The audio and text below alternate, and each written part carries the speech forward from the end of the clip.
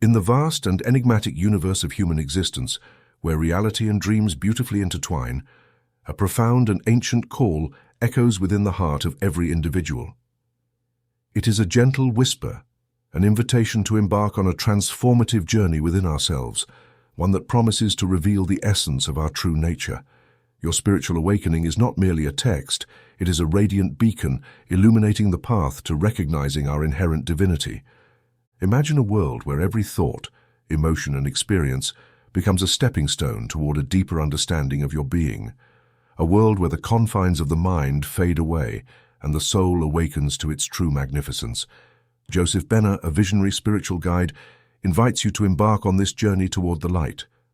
Through his profound insights, you will uncover that real power resides in connecting with your inner self, where the human and divine merge, blending ancient wisdom with contemporary intuition. With each turn of the page, you will encounter powerful revelations that will challenge your beliefs, shake the very foundations of your reality, and encourage you to break free from the chains of darkness that bind you.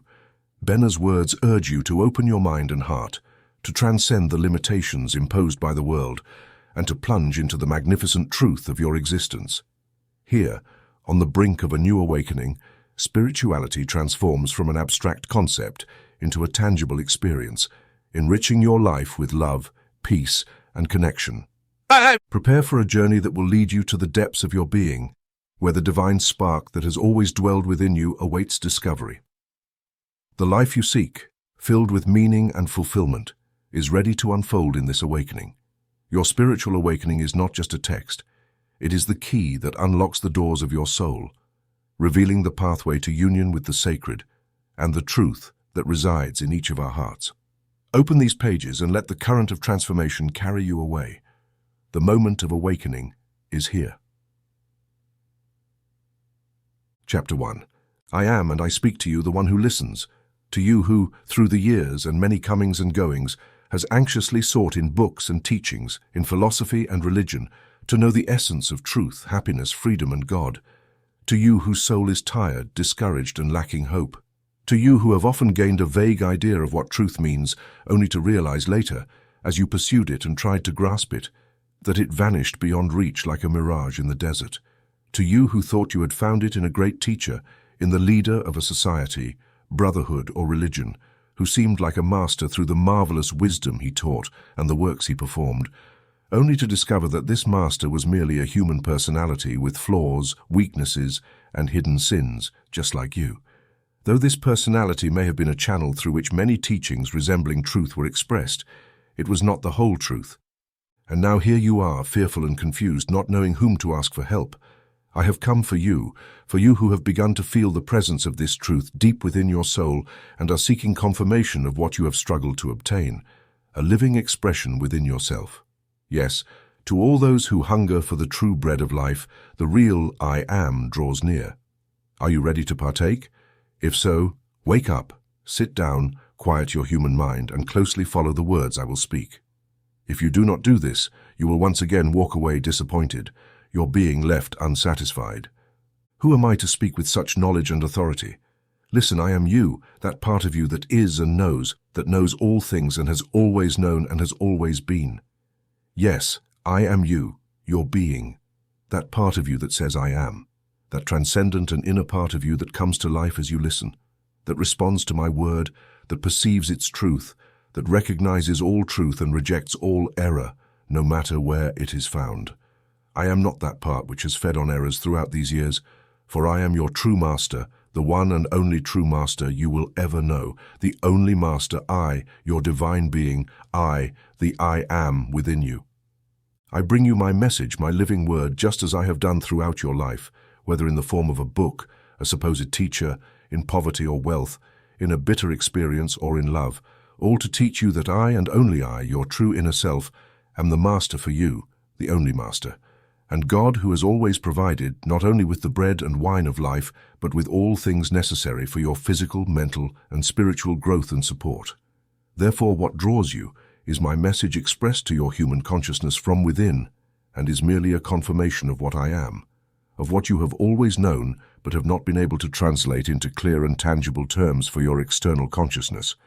Likewise, Everything that has ever attracted your attention from an external expression has been a confirmation of my word already spoken within you, of which the external expression was merely the means I chose to reach and impress your human consciousness. But I am not your human mind, nor the intellect that is like its child. They are expressions of your being, just as you are an expression of my being. They are phases of your human personality, just as you are a phase of my impersonal divinity. Reflect and study these words carefully. Rise and free yourself from the domination of your personality, with your mind and intellect strengthened and self-governed. From now on, your mind must serve you, and the intellect must be like your slave, for my word will penetrate the consciousness of your soul. The I Am reaches the consciousness of your soul, which is ready to receive my word. And if you are strong enough to endure it, if you can set aside all your fantasies, beliefs, and personal opinions, those remnants you have picked up from others, if you are strong enough to reject them all, then my word will be for you an inexhaustible source of joy and blessings. But you must be prepared, for your personality will have doubts about my word as you come to know it along the way. I have always been with you, but you were not aware of it. I have guided you through the desert of books and teachings, religions and philosophies, seeking to give your soul a vision of the promised land, feeding you with the manna of the desert so that you could remember, value, and desire the bread of the Spirit. Now, I have brought you to the Jordan River, which separates you from your divine inheritance. The time has come for you to consciously know me, to cross over to Canaan, the land of milk and honey. Are you ready? Do you want to go? Then follow my word, which is the ark of my covenant, and your path will be pleasant. Chapter 2. Be still and know that you can learn to know me, so that you may be sure it is I, your true self, who speaks these words. First, you must learn to be still, to quiet your mind and body and all your activities, so that you cease being aware of them. Perhaps you are not yet able to do this, but I will teach you how. Everything will depend on whether you truly want to know me and are ready to prove it by trusting me and obeying what I ask of you. Listen, try to imagine that the I speaking on these pages is your higher or divine self, guiding and advising your human mind and intellect, which you should consider as a separate personality. Your human mind is designed in such a way that it cannot accept anything that does not align with what you have learned before, and therefore its intellect will not consider as reasonable. When you address it, you must use terms and expressions that will more clearly explain to your intellect the truths it must understand before the mind can awaken to the consciousness of your inner sense. The important fact is that this I is yourself, your real I. Your human mind has been very busy providing its intellect and body with all kinds of selfish satisfactions, which is why it has never had time to connect with the real you, its true Lord and Master. All this time, your interests and tastes have been directed towards the pleasures and pains of your body and mind, to the point where you believe that you are your intellect and body, and thus you have almost forgotten me, your divine being. I am not your intellect or your body, and this message is to teach you that you and I are one. The words I speak here and the primary goal of these instructions are to awaken your consciousness so that you may become aware of this fact. However, you cannot be aware of it until you can detach yourself from the consciousness of this body and this intellect, which have kept you enslaved. You must feel me within you before you can know that I am there. Now, in order to distance yourself from your mind and thoughts, your body and its sensations, it is necessary for you to obey all my instructions. Sit in silence in a relaxed position, and when you are completely calm, let your mind absorb the meaning of these words. Do not waste time with vague thoughts. You must allow my divine mandate to penetrate deeply into your soul. Let any impression that comes to your mind enter willingly, without effort or interference on your part. Carefully observe its significance, for it is I who instructs you through these impressions. Then, when something of its vital meaning begins to emerge in your consciousness, speak my words slowly and forcefully to every inch of your body, to every faculty of your mind, with all the power you possess. Be still and know that I am God. You must speak these words as they are, trying to understand that the God within you commands and demands from your mortal being implicit obedience. Study them. Seek your hidden power, meditate on them, apply them to your work or any place. Make them the vital and dominant factor in all your creative thoughts. Repeat them 1,000 times a day until you have discovered all my meaning, until every cell in your body trembles in response to this command. Be still and obey instantly, and every wandering thought in your mind must retreat. Then the words will shine through the caverns of your empty being as the sun of knowledge begins to rise on the horizon of your consciousness. You will smell a wonderful and strange breath, filling you to the ends of all your mortal limbs, causing your senses to nearly explode with ecstasy. Then wave after wave of an irresistible process will come, a power rising within you, almost lifting you off the ground, and you will feel the glory, holiness, and majesty of my presence. Only then will you know that I am God when I have been felt within you. In a few moments, when you have tasted my power, heard my wisdom, and known the ecstasy of my encompassing love, I will ensure that no disease can touch you, that no circumstance can weaken you, and that no enemy can defeat you.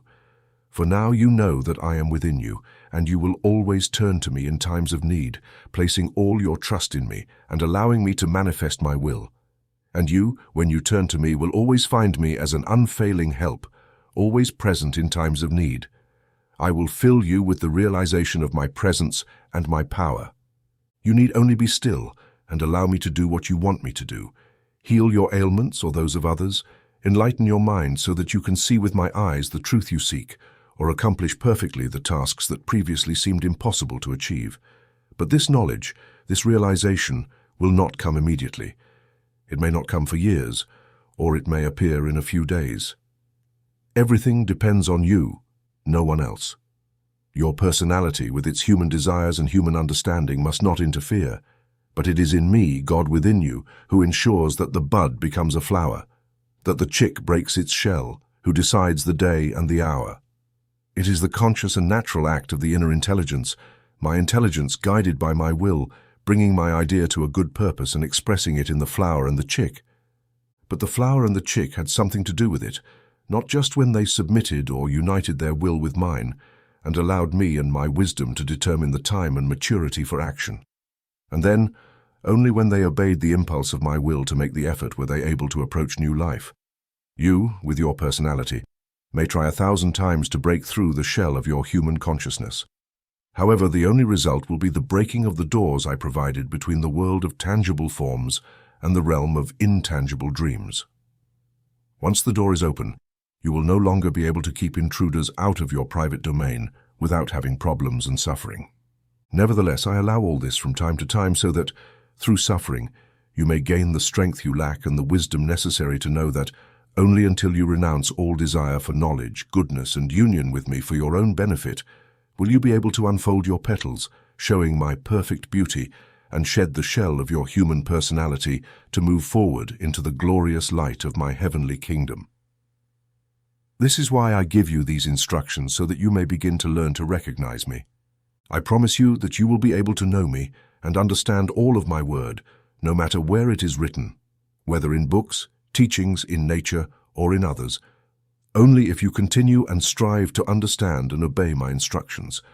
Surely many contradictory things are written here, which is why I recommend seeking my true meaning before dismissing it. Do not leave a single paragraph or thought behind until all that is suggested becomes clear. Let all your seeking and effort be done with faith and trust in me, your true inner being, setting aside anxiety about the results. I will take care of them. Your doubts and anxiety belong to the personality, and if they persist, they will lead to failure and disappointment. Chapter 3. I am life, God. If what you have just heard has stirred something within you and your soul desires more, then you are ready for what follows. But if you continue to doubt or find that your intellect is telling you that this is merely another attempt to deceive your mind with clever suggestions and sophisticated arguments, then you will receive no benefit from these words.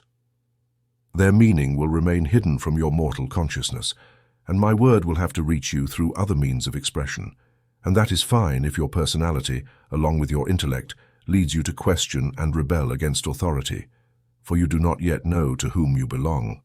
But in truth, it is I who cause your personality to manifest in this way. For your personality, with its proud sense of individuality, is still necessary to me in order to develop a mind and body strong enough to express me perfectly. Only when you are ready to know me will you question the missions I have given to your personality. But once you have recognized my authority, the power of the personality will begin to weaken, and the days of its reign will be numbered. More and more, it will turn to me for help and guidance. Therefore, do not be discouraged and keep listening. Perhaps recognition will come. However, you must keep in mind that no matter how you listen, it is always I who choose, not you. For you, who seemingly choose not to listen, I have other plans, and in due time you will learn that whatever you do or desire, it is I who guide you through all the lies, fallacies, and illusions of the personality, so that you may eventually awaken to their unreality. And then you will turn to me as the only one. Then these words will resonate within you. Be still and know that I am God. Yes, I am that innermost part of you that waits and observes quietly, knowing neither time nor space. For I am the eternal and fill every place. I watch and wait for you to finish with your small follies and human lightness, with your vain desires, ambitions, and regrets, knowing that all of this will pass in due time. And then you will return to me, tired, discouraged, empty, and humble, asking me to take the lead, unaware that I have been guiding you all along. Yes, I am here within, waiting quietly. However, while you waited, it was truly I who directed all your paths, who inspired all your thoughts and actions, using and manipulating each of them impersonally to ultimately lead you, and my other mortal expressions, to a conscious recognition of me. Yes, I have always been here, deep within your heart, accompanying you in everything, in your joys and sorrows, in your successes and mistakes, in your wickedness, in your shame, in your crimes against your brother and against God. Whether you stood firm or strayed or retreated, it was I who made you realize all of it. It was I who pushed you forward, allowing you to see me at a distant horizon that I placed there. It was I who drew you aside by a vision of me in some singing face, a beautiful body, an intoxicating pleasure, or an overwhelming ambition. Yes, it was I who appeared before you, clothed in sin, weakness, greed, or sophistry, and caused you to retreat into the arms of conscience, so you would struggle in its dark grip until you awakened to its impotence and rose up, indignant. And in the inspiration of the new vision, you tore away the mask from me. Yes, it is I who compel you to do all things, and you can see it. It is I who accomplish all things you do, and all things your brother does. For in you and in him, it is I, my being, for I am life. I am the one who animates your body, who makes your mind think and your heart beat. I am the one who draws both pain and pleasure, whether from the body, intellect, or emotions. I am the innermost being, the spirit, the animating cause of your being, of all life, of all living things, whether visible or invisible. There is nothing dead, for I, the impersonal, am all that exists. I am the infinite and completely unlimited. The universe is my body. All intelligence that exists emanates from my mind. All love that exists flows from my heart. All power present is nothing but my will in action. The triple force manifests as wisdom, love, and power, or if you prefer as light, heat, and energy. The manifestation of my being in the act or state of being is what holds all forms together and what lies behind all expressions and phases of life, whether creative, cohesive, or destructive. Nothing can exist without some phase of me manifesting and expressing itself. I am the builder of all forms, and within each of them I reside. I live in the heart of everything, in the heart of man, of animal, of flower, and even in the heart of stone. In each of them I live, move, and have my being, and from the heart of each I send forth the phase I desire to express, and it manifests in the outer world as a stone, a flower, an animal, or a man. So there is nothing but this great I. No individuality is permitted apart from me. I hear each of your questions. No, there is nothing, absolutely nothing, that is not part of me, that is not eternally controlled and governed by me, the only infinite reality. As for your supposed individuality, it is only your personality trying to maintain a separate existence. But in time you will realize that there is no individuality apart from mine, and all personality will dissolve into my divine impersonality. Moreover, you will reach a conscious state in which you glimpse my impersonality, and then you will desire no individuality or separation, for you will discover that it is merely another illusion of the personality. Chapter 4. I am consciousness, intelligence, will. I am able to recognize all the thoughts that have arisen in your mind while you listen to this, the doubts and questions, and the fear that turned into hope from the flash of my meaning that began to enter and illuminate the darkness of your human intellect, so you could clearly see the truth instinctively hidden in my words. I repeat once again, this I am that speaks here is the true I of you, and as you listen to these words, it is necessary that you realize that it is you, your own I, speaking to your human consciousness in an effort to understand its meaning. And I also tell you that this same I am is the life and spirit that animates all living things in the universe, from the smallest atom to the grandeur of the sun. This I am is the intelligence within you and in all the people around you, and it is also the intelligence that causes every living being to exist, grow, and become what it is destined to be. But you still cannot understand how this I am can be both the I am of you, the I am of your brother, and also be the essence of the stone, the plant, and the animal. You will be able to see it if you follow my words and obey the instructions they contain, for soon I will bring forth a light in your consciousness that will illuminate the deepest corners of your mind and dispel the misconceptions, as well as the human ideas and opinions that cloud your intellect. You will succeed in this if you continue to listen and seriously strive to understand my meaning, so listen carefully. I am you, the real being, all that is truly real. What you believe yourself to be is, in fact, not that.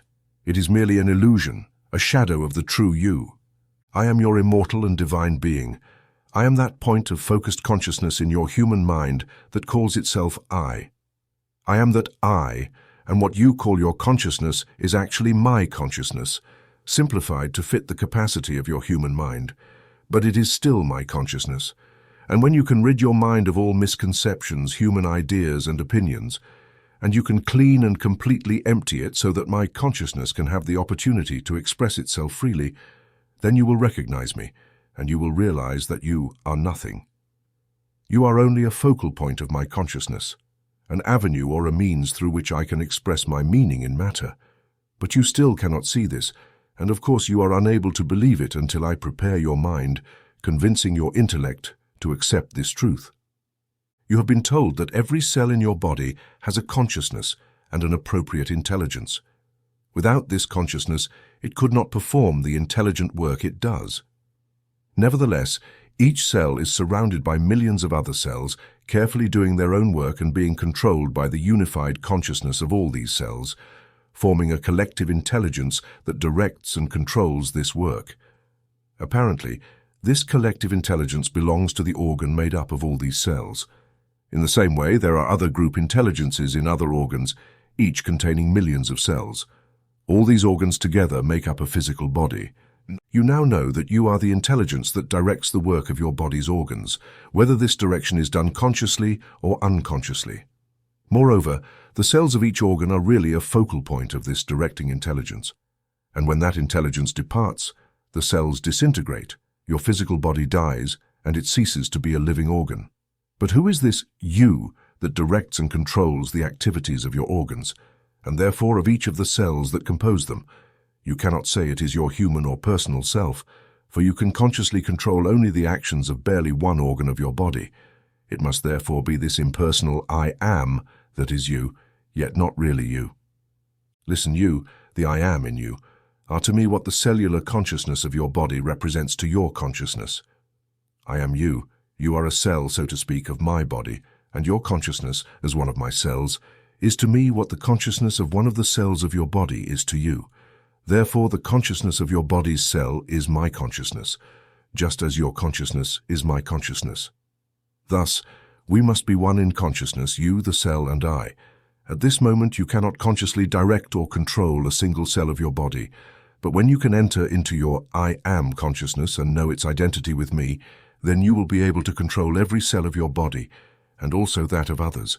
What happens when your intelligence ceases to control the cells of your body? The body disintegrates, the cells separate, and their work is finished. But do the cells die or lose consciousness? No. They simply sleep or rest for a time, and after a while they rejoin with other cells and form new combinations.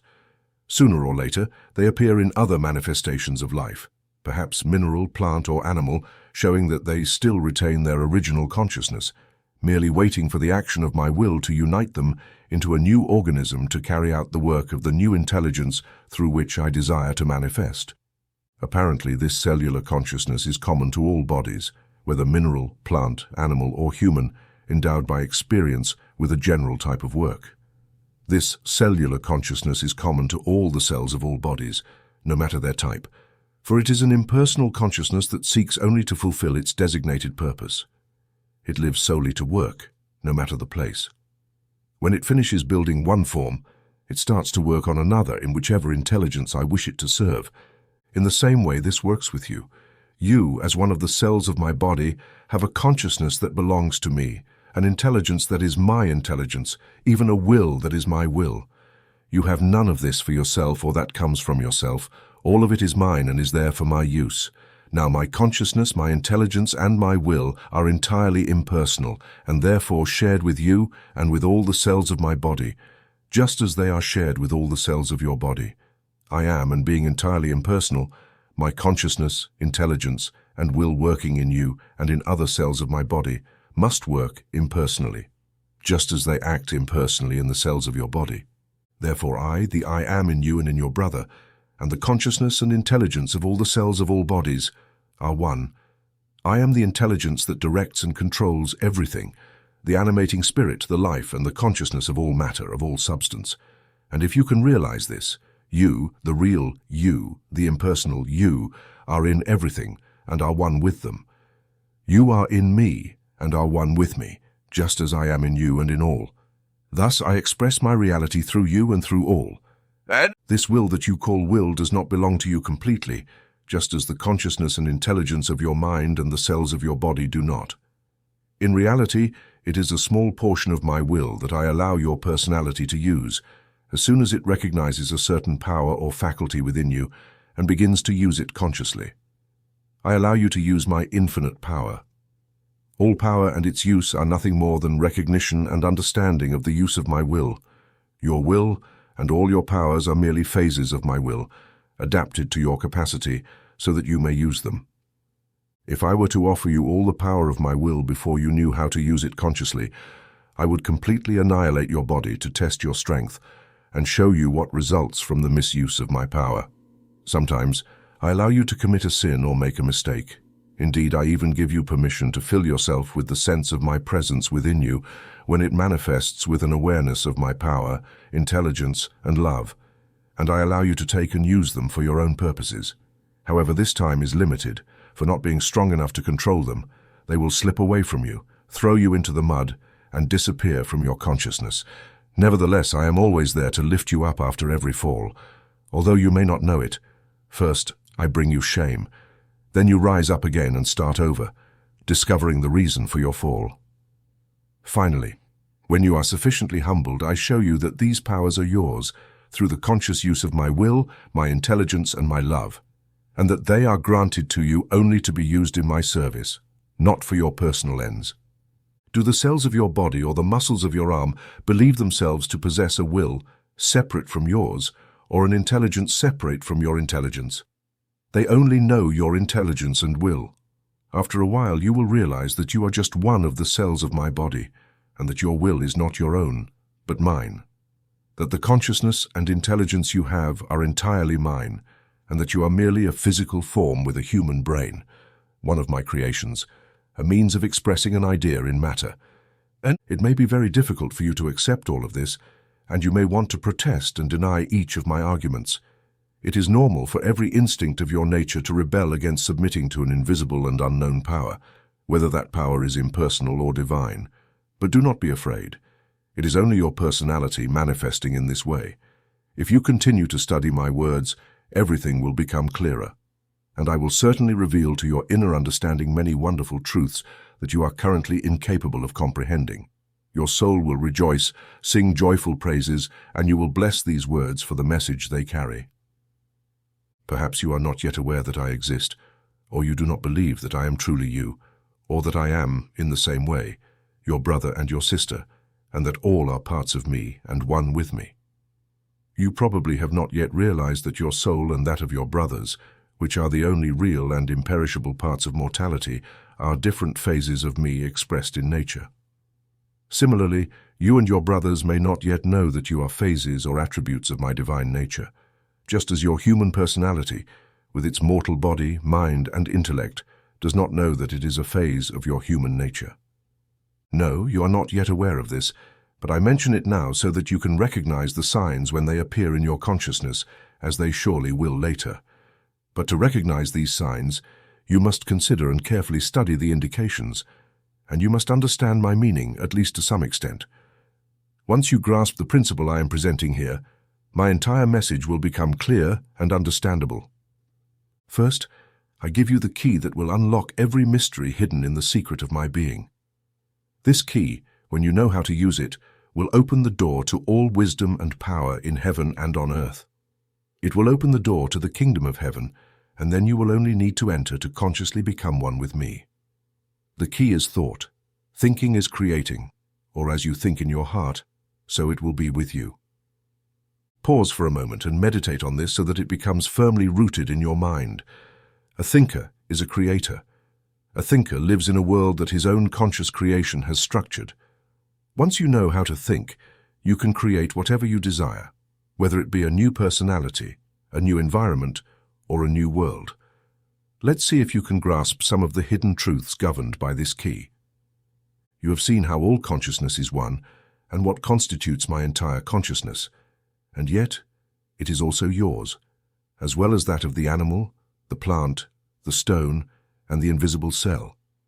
You have seen how this consciousness is controlled by my will, which causes invisible cells to unite and form various organisms for the expression and use of the different centers of intelligence through which I desire to express myself. Nevertheless, you are unable to see how you can direct and control the consciousness of the cells of your own body, not to mention those of others. Although you, I, and they are one in terms of consciousness and intelligence, pay close attention to what follows now. You may be able to see this.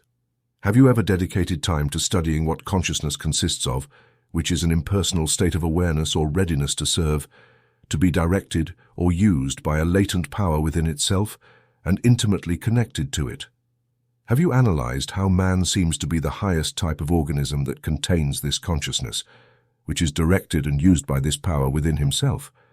And are you aware that this power, which lies latent in consciousness and in all consciousness, is none other than will? That is my will. You know that all power is merely the manifestation of my will.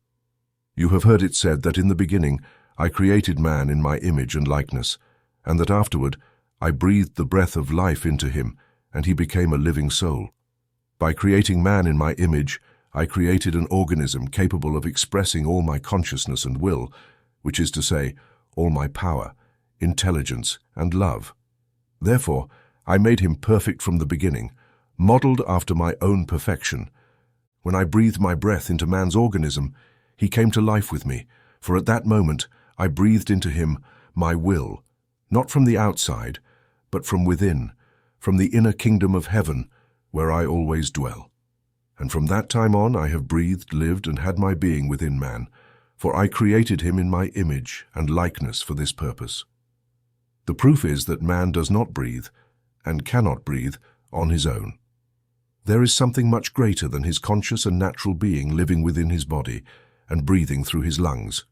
An incredible power within him uses his lungs just as it uses the heart to circulate the blood, which contains the life of every cell in the body, just as it uses the stomach and other organs to digest and assimilate food to produce blood, tissues, hair, and bones, just as it uses the brain, tongue, hands, and feet to think, speak, and do everything that man does. This power is my will to be and live within man. Therefore, everything man is me, and everything man does or you do, I do, and everything you say or think, it is I who say or think it through your organism. In the same way you know that when man was possessed by my breath, he received power over all the kingdoms of the earth, meaning he was made lord of the earth, the sea, the air, and the heavens. And all beings living in these realms paid him homage and submitted to his will. This happened naturally because I, within man's consciousness and all consciousness, always manifest my will. And I, the Lord and Sovereign of man's organism, am also the Lord and Sovereign of all organisms in which consciousness resides. And since all consciousness belongs to me and resides where there is life, And since there is substance where there is no life, my consciousness must be in everything, in the earth, in water, in air, and in fire. That is why it occupies all existing space. Thus my will, representing a latent power in all consciousness, must go everywhere, and man's will, which is a focus of my will, must extend in all directions.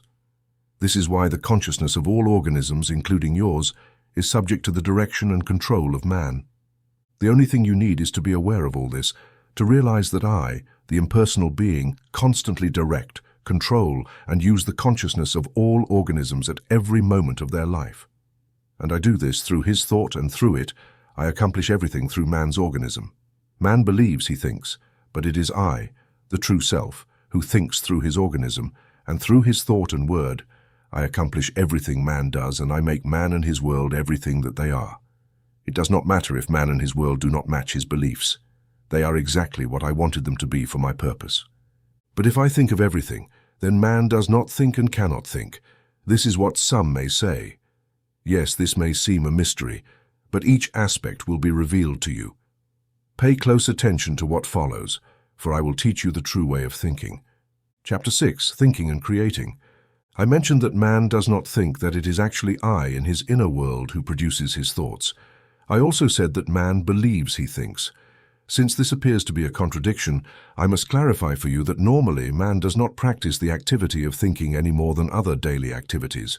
For I, being within him, do everything he does, but I do it through his organism, his personality, his body, mind, and soul. Let me explain how this happens. First, remember that I made you in my image and likeness, and that I have my being in you. Even if you do not know it and believe that I, God, am somewhere outside and that we are separate, try for now to imagine that I am inside you. Then be aware that when you think, you do not have real thoughts because they are not conscious thoughts. You are unconscious of me, the inspirer and director of every idea and thought that enters your mind. Therefore understand that I am inside you, that you are my image and likeness, and in this you possess all my faculties, such as the power to think. However, you have not been aware that thinking is creating, and that it is one of my divine powers. In fact, all your life you have been thinking, but you have only had mistaken thoughts, or what is known as erroneous thoughts. And this erroneous thinking, this unknowing, is my power that you have misused, which has separated you from me, even though all along my purpose was being fulfilled. The proof of all this is that you believe you are separated from me, that you live in a material world, that your body of flesh generates and harbors pleasure and pain, and that an evil influence manifests in the world, opposing my will. Yes, you truly believe in the reality of all these things, and you think they are true because, for man's moral consciousness, everything in his mind is real. I have also made these things seem apparently real, and thus man creates them as certainties, in order to satisfy my purpose and fulfill the law of creation. Let's see if this is true. If you believe something is a certain way, is it not so for you? Isn't it true that something seems real to you, such as sin, sorrow, a problem, or a concern, simply because your thought or belief makes it so? Others might see the same thing completely differently and may think that your view is inconsistent. Isn't that true?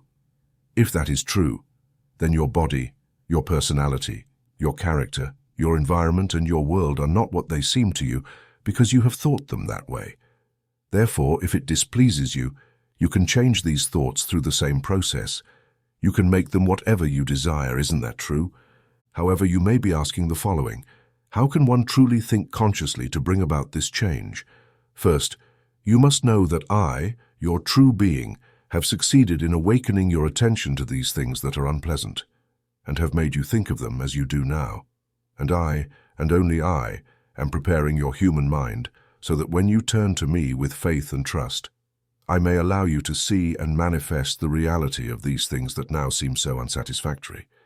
It is I who can already bring you all the things that help your mind complete its earthly search, and thus teach you the illusion of every external appearance of material things to the human mind, and the fallibility of human understanding, so that eventually you turn to me and my wisdom, recognizing that they are not what they should be. This is the only way you can achieve this change in thinking. That is, if these things seem unsatisfactory or unpleasant to you, and affect you to the point of causing physical discomfort or mental disturbance, stop thinking that they can have this effect on you. Because who is the master? Your body, your mind, or yourself, the inner self? So why not prove that you are the master by thinking of the true things that I am within you? Do you want to think about the influence these things have on you? They must be due to your thoughts. You are allowing ideas without harmony to enter your mind, and in doing so, you give them the power to affect or disturb you. When you stop thinking of them, turn to me and allow me to direct your thoughts. They will immediately disappear from your consciousness and dissolve into nothingness. When you are ready to do this, you will then be prepared to receive the truth, and through proper conscious thought directed by me, you will be able to create the true and lasting things I desire for you to create. And when you are able to distinguish the true from the false, the real from the apparent, your conscious thought will have the power to create all the things you desire, just as previously your unconscious thought created those things you once desired but now find displeasing. For it is through your unconscious thought or unintentional thinking that your desires have dominated your creative power, and that is why your world and your life are now what you once wished them to be. Have you ever studied and analyzed how your mind works? When a new idea arises, have you realized the relationship between the desire and the idea, and how, through thought, this idea becomes reality? We must study this relationship and this process. At every moment, the idea is first, regardless of when it appears or under what motivation, and no matter where the idea comes from, whether from within or from outside, for it is always I who inspire or cause an impression in your consciousness at the right time.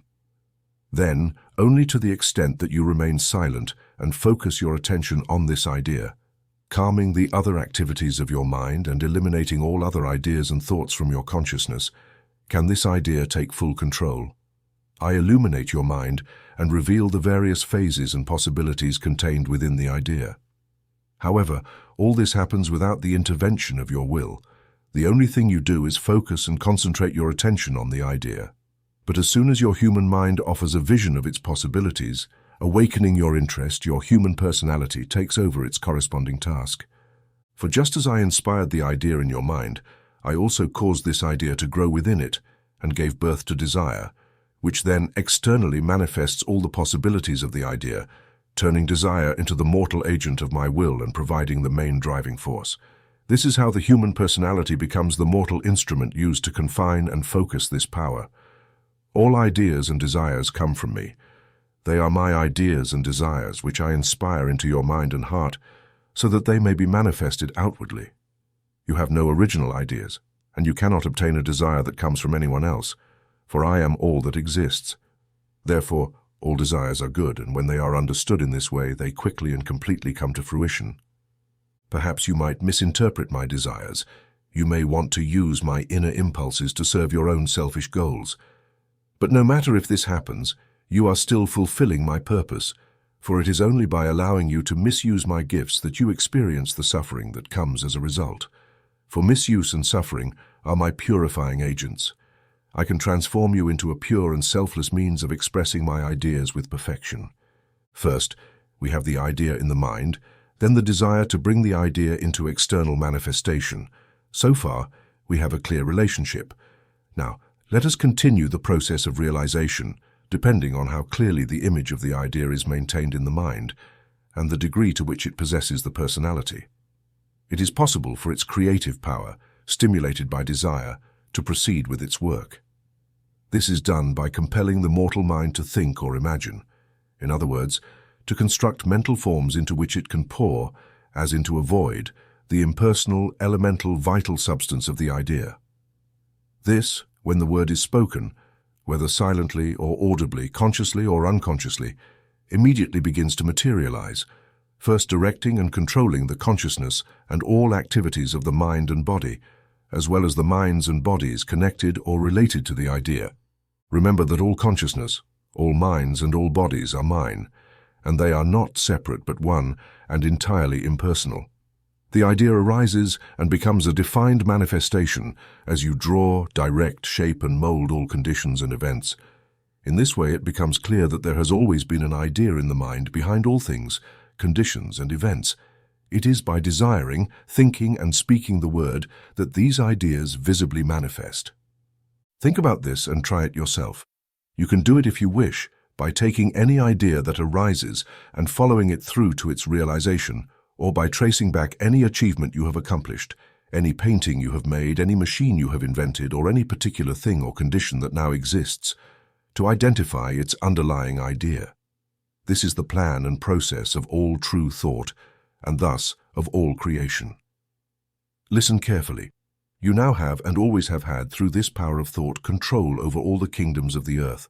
And if you knew this now, at this very moment, it would be enough to think and speak the word, realizing your power, and that I, God, your omniscient, omnipresent, and omnipotent being, will achieve the results, directing the consciousness of all the invisible cells of matter on which your will and emotion are focused. Remember that the expectant consciousness is my consciousness, and it will begin to obey and do everything exactly as the image or plans you have prepared in your thought.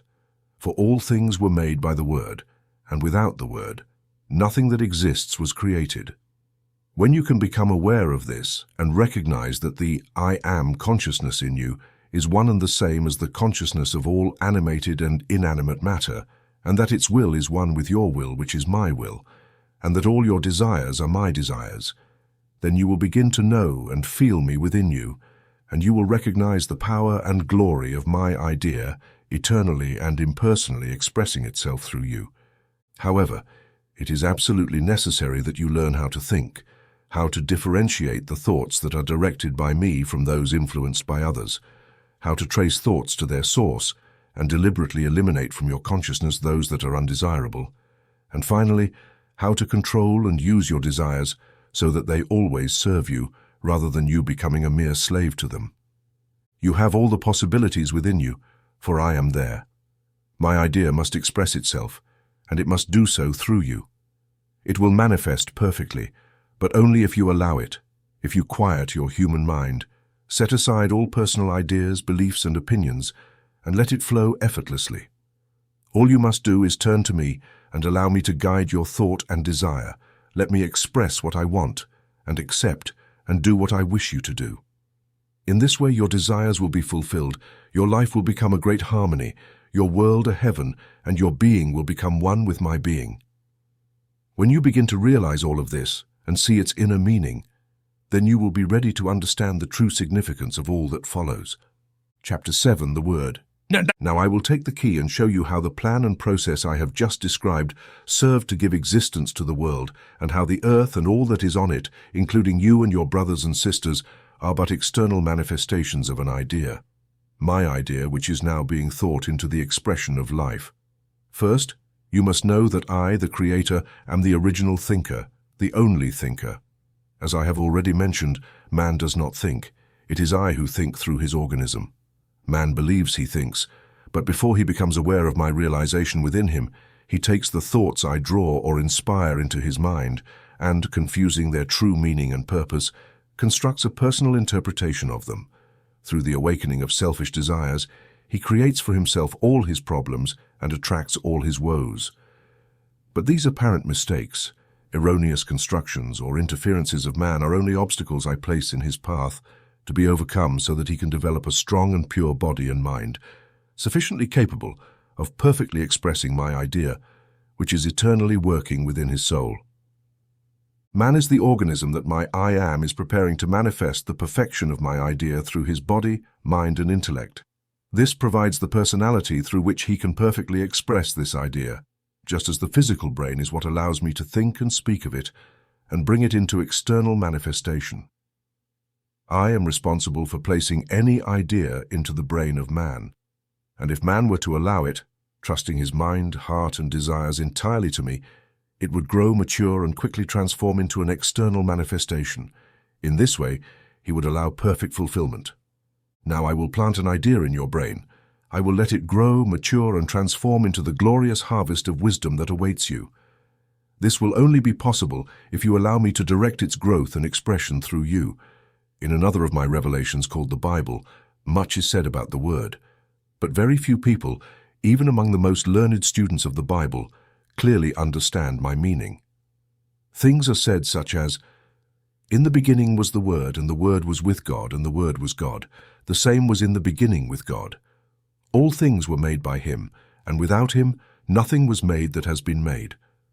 You will learn how my word was in the beginning, how it was with me and how it was me, as all things were made by me and my word, and that without me and my word, nothing that exists now could have been made. To human understanding, a word represents an idea, meaning it embodies, personifies, and symbolizes an idea. You are a word, a symbol of an idea, just like a diamond, a violet, or a horse. When you are able to differentiate the idea behind the symbol, then you will know the soul or the reality of the manifestation that appears as man, diamond, horse, or violet. Therefore, a word, as used in the previous passage, means an idea, a latent, unmanifested idea, waiting in some way to be expressed, thought, and spoken. The word that was in the beginning and was with me was not just an idea, but it was my idea of my being in expression in a new state, what you call earthly life. That idea was me, my being, for it was part of me, latent and unmanifested within me. It was of the substance and essence of my being, which is itself an idea, the one original idea. All things were made by me, by the vitalized action of my idea, thought, and spoken into absolute nothingness. In earthly life, nothing could or will ever be expressed without having my idea as the primary cause, the fundamental principle. This idea is now being developed or thought into external expression. Some call this evolution, similar to the phenomenon of the flower, when the bud emerges from the stem and finally opens in obedience to the impulse to express my idea hidden within its inner soul. In this way, I will develop and unfold all my means of expression, which will represent my idea outwardly from their souls in the full glory of their perfection. At present, the nature of these means requires many languages of different types, from the simplest to the most complex, composed of an infinite number of words to express my idea. And the moment I have fully thought my idea or my means of expression have been perfected, it will shine in every word, transforming each of them into a perfect part or phase of my idea, all chosen and arranged in such a way as to truly be like one word, radiating the sublime meaning of my significance. From that moment on, all languages will have merged into one, and all words into one word, for all means will have become flesh, and all flesh will have become one flesh, and will be the perfect medium to fully express my idea, in one word, which is to say my I. And then my being, now able to be expressed through these perfected words, will shine through the medium of the personalities of their bodies, minds, and intellects, and the word will become flesh, or will actually be the flesh, which means that all words, through the regenerating power of my inner idea, will evolve through the flesh, transmuting and spiritualizing it, that the personality will purify, and earthly nature will achieve impersonal expression, allowing my being to shine perfectly and manifest fully, uniting all words and all flesh into one word, in the word that was in the beginning, and then it will shine through all created flesh as the Son of the Christ of God. This is the plan and purpose of my creation, as well as of all manifested things. Next, we will review the process of my creation, or the thought of my idea, of my being in earthly expression. Chapter 8, My Idea. Now you know that the earth and all things belonging to it are external manifestations of my idea, which is being thought and brought towards perfect expression. You have seen that my idea is responsible for all created things, and represents the cause and reason for all manifestations, including you and all your brothers and sisters. Everything exists through me, the one original thinker and creator. And now we will trace the course of this idea from the beginning through its various stages of earthly expression, as well as the process of my thinking of this idea until its current state of manifestation. If you carefully observe everything that follows and allow me to direct all your meditations toward its inner meaning, you will be able to understand the method for creating anything you choose to create through thought, as well as how you came into existence and your current state of manifestation. I, the great thinker, conceived my idea in the beginning, after a rest of incalculable eons, at the dawn of a new cosmic day, when the world's consciousness had just awakened, and the calm of the cosmic night still prevailed. I beheld the idea of my being manifesting in a new condition called earthly expression, reflected in the mirror of my omniscient mind. In this mirror, I observed the real earth shining in the cosmos, a perfect sphere where all the infinite phases, attributes, and powers of my divine nature were perfectly expressed through the medium of angels of light, living messengers of my will, my word in flesh, as is the case in the eternal heavenly world. I saw my being manifesting outwardly as nature, and my life as the vivifying evolutionary principle behind all manifestation. I observed love, the divine creative power, as the animating and vitalizing force of all life, and my desire for this love to express as the potential and real cause and reason for the birth of my idea. I saw all this reflected in my mind, which knows and observes every existing thing, its soul or its reality. Therefore, what I saw reflected in my mind was the real earth, that is, its beginning, its conception in the cosmic being. My consciousness is the inner essence of all space and all life. It is the true substance of my mind that understands and encompasses everything, whose informing and vitalizing center is everywhere, and whose limit and circumference are nowhere. Only within the realm of my mind can I live, move, and have my being. It contains and fills all things, and every vibration and manifestation is the expression of some phase of my being. You cannot imagine being without expression. Therefore, I, who am everything, constantly and continuously express myself. But what do I express? What could I possibly express if my being is all there is? You still cannot see or understand me, but you will when I inspire you with an idea.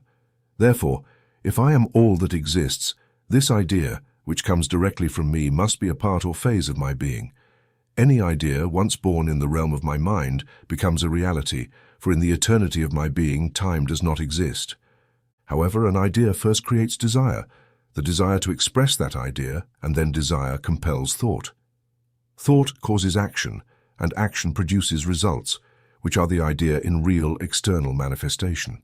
But in reality, I have no desire, for I am all things and all things are mine. I merely need to think and speak the word to produce results. However, the desire you feel within comes from me, for it arises from my idea that I have implanted in your mind, so that it may manifest through you. All that you desire is me knocking at the door of your mind, announcing my purpose to manifest my being in or through you in the form indicated by that desire. In human personalities, the necessary action of my will that drives the expression of my idea and brings it to external manifestation or being is called desire. The need for my idea or being to express itself is what seems to you as a desire for expression in me. Therefore, any true desire you feel, any desire of your heart, comes from me and must be realized in one way or another. However, because I have no desire as I am all things, when this idea of expressing myself is born from my being in this new condition, I merely need to think, that is, to concentrate or focus my attention on my idea and will it to become an expression, or, as is said in another of my revelations, to speak the creative word. After doing this, the cosmic forces of my being, set in motion by the concentration of my will, proceeded to attract the necessary elements of my mind, and the concentration of my will caused them to function. Then my idea as a core combined, shaped, and molded these elements around it, building a thought form of a planet, filling it with my vital substance, my consciousness, and endowing it with all the potentialities of my being. But this act of thinking produced a vitalized thought form of a planet, and its manifestation was still in a nebulous state in the realm of thought. Nevertheless, from a thought form, the power of the inner idea, with my concentrated will upon it, proceeded to mold, shape, and gradually solidify and materialize the various elements of the vital substance until my idea finally shone forth in substantial manifestation in the world of visible forms as the planet Earth. This is a medium prepared for living expression, capable of containing and expressing me. This was the material body prepared by my thought, containing all the potential nature of my being. Through my inner idea, the next step was to develop and prepare ways or means by which I could express the multiple phases, possibilities, and powers of my idea.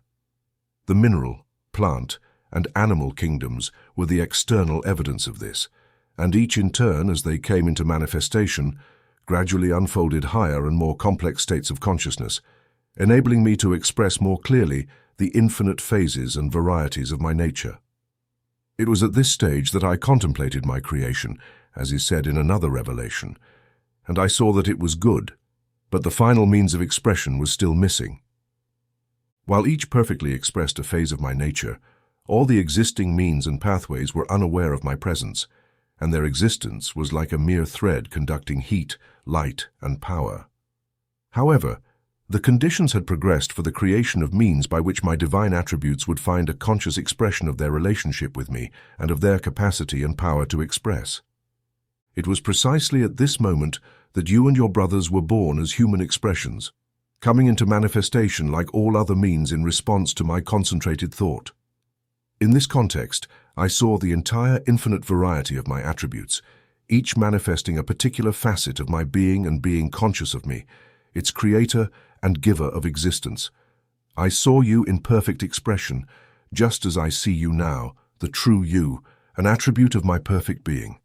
For in reality you are an angel of light, one of my rays of thought, an attribute of my being endowed with a soul in earthly conditions, with no other purpose than to represent the final and complete expression of my idea. In eternity, there is no time, space, or individuality, and it is only through the phenomenon of thought, passing from the mind into the world of matter, that the illusions of time, space, and individuality occur, and the thought or creature gains awareness of being separate from its thinker or creator. It was at this point that the first inclination to think of yourself as something separate from me appeared, but the full science of separation was not established for a long time. In the beginning, when you first entered into earthly expression, obeying the impulse I had sent through my concentrated thought, you, one of my attributes, surrounded or clothed your being with the idea of my being as the expression of the particular attribute you represented, being yourself the force of that idea. In other words, the idea of my being expressing that attribute became the soul of your particular expression. But this idea or soul is not truly you. You are a part of me representing my being expressed through the means of that particular attribute. Having clothed your being with my idea, it immediately began to attract to itself the necessary thought substance for the expression of that particular attribute and to build and shape it in the image and likeness. In this way it became a sacred temple, full of my living presence, inhabited by you, one of my divine attributes. This temple, built in my image and likeness, and made of my thought substance surrounding and clothing my idea, is your true body. Therefore it is indestructible, immortal, and perfect. It is my complete thought containing my living essence, waiting for the moment when it may come into outer expression and take material form. First, I am expressing myself as you, one of my divine attributes. Second, my idea of you, who are one of my attributes, is expressed in the conditions of the earth, or your soul. Third, my imagined thought of you forms the temple of your soul or your soul's body in which you dwell. These three elements make up your divine or impersonal part, the immortal, three-in-one, my latent but fully formed thought, established in my image and likeness, still unawakened and unconnected to your human personality, which is yet to be born. Chapter 9, The Garden of Eden. No matter if you have fully grasped what we just explained, do not dismiss it as something impossible to understand. Every line hides a meaning that will reward you in the future, once you are able to clarify it after much study. This message is to make you aware of the realization of who you truly are, of your true self. Its purpose is to make you conscious of me, your divine being, so that you are never again deceived by that other self you imagine to be you, which has long fed you with unsatisfactory sensory pleasures, mental distractions, and emotional delights. But before this happens, it will be necessary for you to deeply know this so-called other self, the self you created, considered real and separate from me, and that you have kept alive by giving it the power to attract and deceive you. Yes, this self that you made, with its selfish desires and ambitions, its imaginary power, its love for life, for possessions, for being considered wise or good. But this self is your human personality, which appeared only to die as a separate identity, and therefore it has no more reality or permanence than a leaf, a snowflake, or a passing cloud. You will face this personal self and clearly see all its selfishness and human vanities. Then you will learn, if you turn to me and ask with simple faith and trust, that it is I, the infinite and impersonal part of you that dwells within, who shows you all the illusions of personality that, for so long, have separated you in consciousness from me, your glorious and divine self. This entire realization will happen when you are able to recognize that this message comes from me, and when you determine that it is indeed I who inspired such determination within you. In time, I will dissolve all illusions, and thus you will truly know me. The exercise of your mind will not harm you. On the contrary, it is what it needs. For only in this way will you be able to recognize and correctly interpret my idea, which I inspire from within you, when ideas like those I have just presented to you reach you from external sources. Your mind, myself, prepares for use in this way so that you can receive and transmit my heavenly knowledge to those I will bring to you for this purpose. Thus, through a prayer directed to me, your own true being, your inner God, the true realization is reached. Now we must proceed so you can see the truth in these statements and in all the conditions and experiences that may come to you.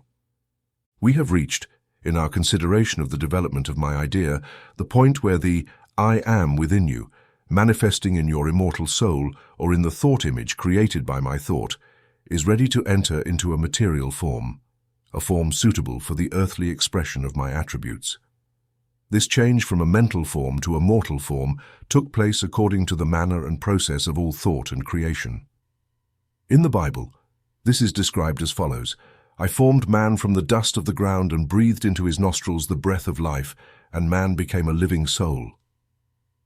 The life-giving power contained within my idea caused your soul to draw to itself the various elements of vital substance, atom by atom, cell by cell, and in due time it shaped and formed each into bone, tissue, and organs, according to the pattern of the thought image that composes your soul's body, thus forming an outer earthly shell until, finally, your mortal form manifested to the psychic senses of the outer world.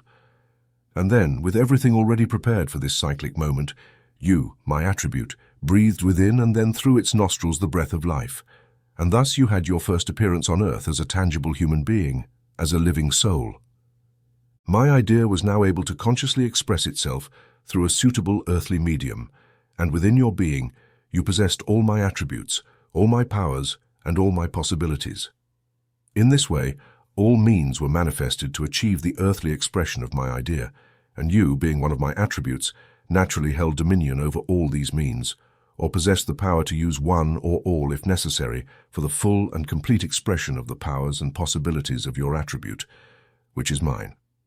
Thus you and your brothers and sisters reached human expression, but while you were in human form, your expression was so entirely impersonal that, although you were conscious of yourself, you continued to look entirely to me within for inspiration and guidance. This was the first condition in which you awakened when you entered earthly expression. This is what is called the Edenic state, or residence in the Garden of Eden. This Edenic state represents the heavenly phase of impersonal consciousness, or the state in which you were still consciously one with me. Now you are confined to a mortal means of expression. I will not go into detail here about how or why it was necessary to expel you from the Garden of Eden. I will only remind you that desire plays a role in earthly expression, and has a strong relationship with my will, and how it centers its interest on external things, causing you to forget me within. When you have resolved this and understood something of my reason, then perhaps you will understand why it was necessary for me to plunge your consciousness, humanity's consciousness, into a deep sleep and allow you to hold on to the beliefs you had awakened.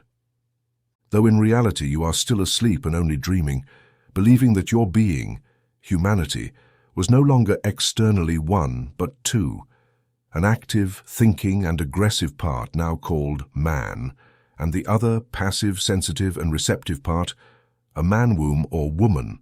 It was also necessary for some earthly or external influence to appear, to bring your consciousness from purely heavenly delights and anchor it in this new condition of sleep, to develop a mortal mind, so that through its natural selfish tendencies you could focus entirely on your earthly mission of mortal expression. It must also be known that wisdom acting through selfishness generates its effect on the passive, sensitive, and receptive part of your desire, which is the mortal agent of my will. This part should truly dedicate itself to fully expressing in the future all my attributes on earth. Finally, it was necessary for desire to cast its spell upon you, humanity, so that your heavenly or impersonal nature could be entirely suspended, until through the free but ignorant use of my will, you could taste and fully eat the fruit of the tree called the knowledge of good and evil, and through the act of eating, learn to properly discern and know its fruit for what it truly is. In this way, you will gain the strength to use knowledge wisely and perfectly, applying it only to the expression of my idea.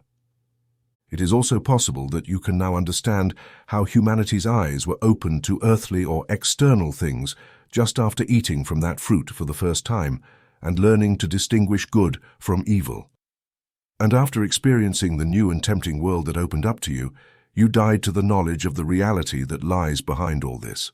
In the same way, you may understand how and why you realized that you were naked, in spirit and in body, and also why you felt fear.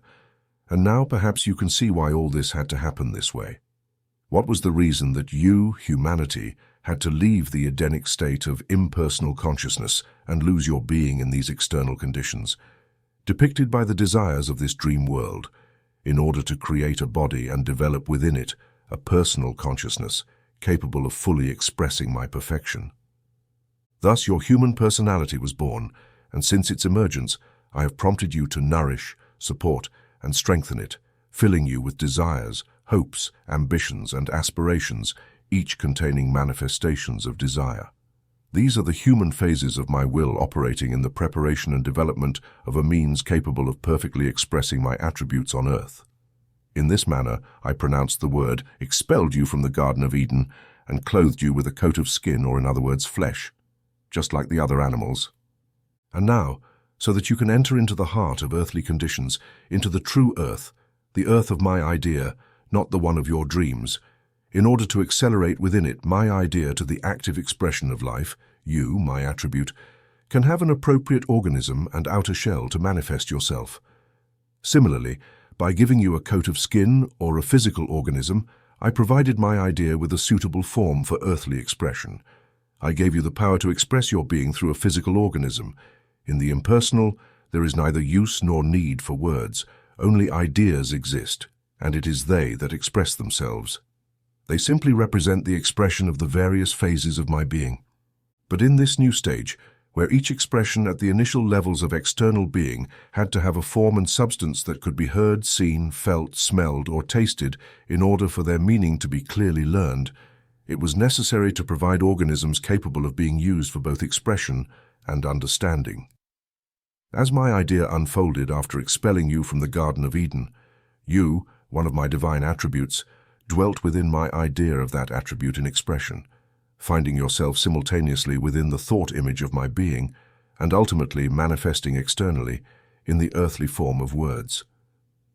When, propelled by my will under the guise of the desire to express my meaning, you quickly began to increase and multiply in your search for the most favorable conditions to realize the manifestation of your particular attributes, you gradually spread over the face of the earth, awakening and rousing the dormant intelligence in all forms of life to direct them towards a fuller and more active expression of their particular phases of my idea. In this way, the various languages of the earth formed, each containing numerous words and arising from the desire to express, in earthly terms, the infinite phases of my idea. The failure is all the greater when the human spirit strives to translate my idea into words, and in time, the great awakening will appear. All words are symbols of an idea, and all ideas of any nature are merely phases of one idea, my idea that belongs to my being in expression. Any desire to express this idea in words without being aware that my will is the only source of inspiration is vain. Similarly, any desire to express this idea in living acts without losing all awareness of your human personality and centering your being entirely on me is futile and unproductive and will only end in failure, disappointment, and humiliation. Chapter 10, Good and Evil. The tree whose fruit is the knowledge of good and evil would grow in the Garden of Eden, the place where you resided before beginning your earthly mission. While you were in this garden, you were still completely impersonal as you had not yet tasted that fruit. But after yielding to desire, the earthly agent of my will, whose main task was to compel you to eat this food at the moment you ate it, you descended or fell and were forced to abandon your Edenic state, just as the chick leaves the shell or the rose the bud. You entered into entirely new and strange conditions, for now, instead of dominating the lower realms that would provide you with everything you needed, You had to toil the earth to feed yourself and earn your bread by the sweat of your brow. But having taken upon yourself this earthly mission, it has now become necessary for you to fully enter into all the conditions of earthly life in order to develop a mind and perfect a body capable of perfectly expressing my idea on earth. This is the true cause and reason for your entry into this new condition. Thus, after leaving your impersonal or Edenic state, you completely yielded to the attraction of this dream world, allowing desire to completely dominate you, and you were no longer able to see the reality or the soul of things. You clothed yourself in a physical body, an earthly shell with a human brain that, due to the influence of desire, acted as a veil over your soul's consciousness and obscured your vision, shrouding your mind so that the light of truth could not penetrate, and everything was falsely colored and distorted by your human understanding. You saw things obscurely, as if through a fog that enveloped everything and did not allow you to see things in their reality but only in their misty appearance, which now seemed true to you. This happened with everything you observed through your physical sight, whether with animated or inanimate things, with everything I conceived in your human mind, even with your own being and the other beings around you. In this way, not seeing the soul of things but only their nebulous shadows, you came to think that these shadows were a real substance, and that the world surrounding you was composed and filled with this substance. But this fog is merely the effect produced by the fact that the light of truth is incapable of penetrating your human mind, whose intellect, like an imperfect lens, only blurs and distorts everything and gives it a falsely real appearance, keeping your consciousness occupied with these illusions of your dream world. Chapter 10, Good and Evil. The tree whose fruit is the knowledge of good and evil would grow in the Garden of Eden, the place where you dwelled before beginning your earthly mission. While you were in this garden, you were still completely impersonal, as you had not yet tasted this fruit. But after yielding to desire, the earthly agent of my will, whose main task was to compel you to eat this food, at the moment you ate it, you descended or fell and were forced to abandon your Edenic state, just as the chick leaves the shell or the rose the bud. You entered into completely new and strange conditions. For now, instead of dominating the lower realms that would provide you with everything you needed, you had to toil the earth to feed yourself and earn your bread by the sweat of your brow. However, having taken upon yourself this earthly mission, it has now become necessary for you to fully enter into all the conditions of earthly life in order to develop a spirit and perfect a body capable of perfectly expressing my idea on earth, which is what it must ultimately be. This is the true cause and reason for your entrance into this new condition. Thus, after leaving your impersonal or Edenic state, you completely yielded to the attraction of this dream world, allowing desire to dominate you completely, and you were no longer able to see the reality or the soul of things. You clothed yourself in a physical body, an earthly envelope with a human brain that, due to the influence of desire, acted as a veil over your consciousness of the soul and obscured your vision, cloaking your spirit so that the light of truth could not penetrate it, and everything was falsely colored and distorted by your human understanding. You saw things obscurely, as through a fog that enveloped everything, and did not allow you to see things in their reality but in their misty appearance, which now seemed true to you. This occurred with everything you observed through your physical sight, whether with living or inanimate things, with everything I conceived in your human mind, even with your own being and the other beings around you. In this way, not seeing the soul of things, but only their nebulous shadows, you came to think that these shadows were real substance, and that the world around you was composed and filled with this substance. But this fog is only the effect produced by the fact that the light of truth is incapable of penetrating your human mind, whose intellect, like an imperfect lens, only blurs and distorts everything and gives it a falsely real appearance, keeping your consciousness occupied with these illusions of your dream world. The intellect is a creature of desire and is entirely controlled by it. It is not, as many assume, a faculty of the soul. In other words, this fog represented the blurred lens of your human intellect, which, being controlled by desire, falsely represented and interpreted to your consciousness every image, idea, and impulse that I inspired from within or attracted from without. During the process of my awakening your consciousness to the recognition of my inner idea, always claiming the outer expression, I realized all this through desire to consciously lead you to the heart of earthly conditions. And this false vision inspired by desire caused many problems and sufferings, progressively losing faith in your being in me.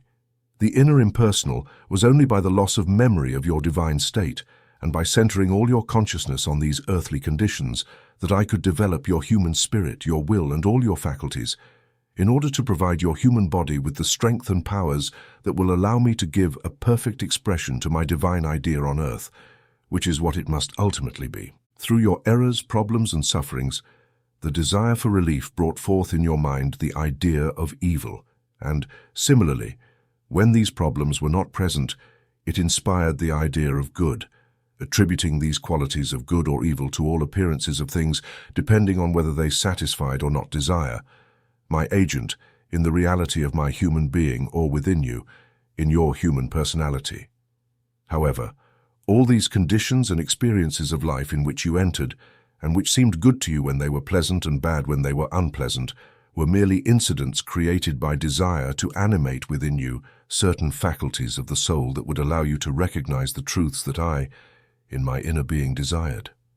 Bringing to light the apparent evil was the positive aspect of the fruit of the tree that always attracted you with its beautiful appearance and the sweetness of its first taste, so that you could eat and enjoy to the full, or until its harmful effects manifested and turned into a curse, bringing the final disillusionment which served to bring you back or force you to return, ashamed and humiliated, to me, your true being who, through the newly awakened consciousness, was able to extract the essence of the fruit and incorporate it into the substance and fabric of the soul. And just as the apparent good was the negative aspect of the fruit, which had emerged on its own to expression through your recognition and obedience to its impulse, it allowed you to enjoy its happy and natural effects and to receive the outer blessings of my loving inspiration.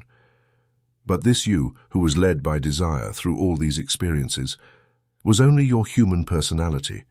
The true you was training you, developing you, and preparing you to become a perfect instrument for its use, in the expression of my idea, seeking to manifest its perfection in the flesh. And you did all this, compelling your human personality to eat and live from the fruit of the tree of the knowledge of good and evil, until you came to know all evil, and by living in it and with it, you discovered the germ of good.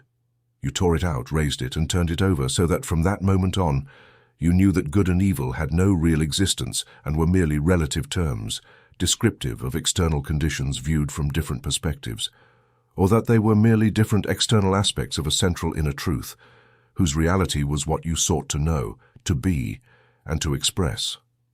Thus, in the latter ages, you progressively removed each layer of human consciousness, dissipating the fog or mirage that the intellect projects around your mind, submitting, spiritually controlling, and clarifying the intellect itself. And now you are beginning to awaken and see through the remaining layers, increasingly thinner, the glimmers of my presence, the only great reality within things. But all this time, you, the omniscient, the impersonal I am of your inner being, were doing all this with full consciousness, and you did not aim to obtain the simple knowledge of earthly conditions and things, as your intellect has so loudly and authoritatively proclaimed, but so that you could reap what you had in previous times, and thus manifest my perfect idea on earth, even as you now manifest it in the impersonal state that is your heavenly dwelling. And remember at all times that you are the great, impersonal I who does all this, continuously changing appearance, and that, inside, it is eternally the same, the uninterrupted flow of the seasons, spring with its laborious sowing, summer with its warm and peaceful ripening, autumn with its abundant harvest, winter with its fresh and peaceful abundance. And so, year after year, life after life, century after century, epoch after epoch, these are just the exhalation and inhalation of my idea, as I inspire it through the earth and through you, my attribute, and through all my other attributes, during the process of externally expressing the perfection of my nature. And I do it through you, for you are my expression, for it is only through you, my attribute, that I can express my being, that is, I can be, I am, for you are. You are because I am expressing my being, I am in you, just as the oak tree has its relationship with the acorn. You are I, as the sun's rays are to the sun. You are one of my facets in expression. You, one of my divine attributes, are trying to express my perfection through your mortal personality. Just as an artist sees in his mind a painting he wants to create, and struggles with the difficulty of fulfilling his desires because of the inadequacy of the brush and color. Thus, you observe me within your being and know that we are one, but you still find a limit to fully express me because of the imperfection of the earthly material of your human personality, with its animal body, mortal spirit, and selfish intellect. However, I created your body, your spirit, and your intellect to express my being through you. I made the body in the image of my perfection. I gave you the spirit to inform you of me and my works. I entrusted you with the intellect to interpret my idea as I inspired it to the mind. But you have been so distracted by the human phases of this body, this spirit, and this intellect, and by their external uses, that you have forgotten me, the only inner reality whose divine nature always seeks to express itself through you. However, with time, the moment will come when external uses will no longer represent a distraction, and my reality will be revealed to you in all the glory of its perfection. But you, when I reveal my being, will not be any happier than before, unless what I reveal becomes the bread of life for you, and you live and manifest the life that reveals. Chapter 11 Use. Now I have decided not to fully show the how and why of all these things. I have reserved that for you when you ask me and are able to receive it, the inspiration within a much broader vision of the development and unfolding of my divine idea and its final perfected expression. If I had intended to tell you the true meaning of my manifestations before you were consciously able to express their truth, you would not believe my words and would not be able to understand their application and internal uses.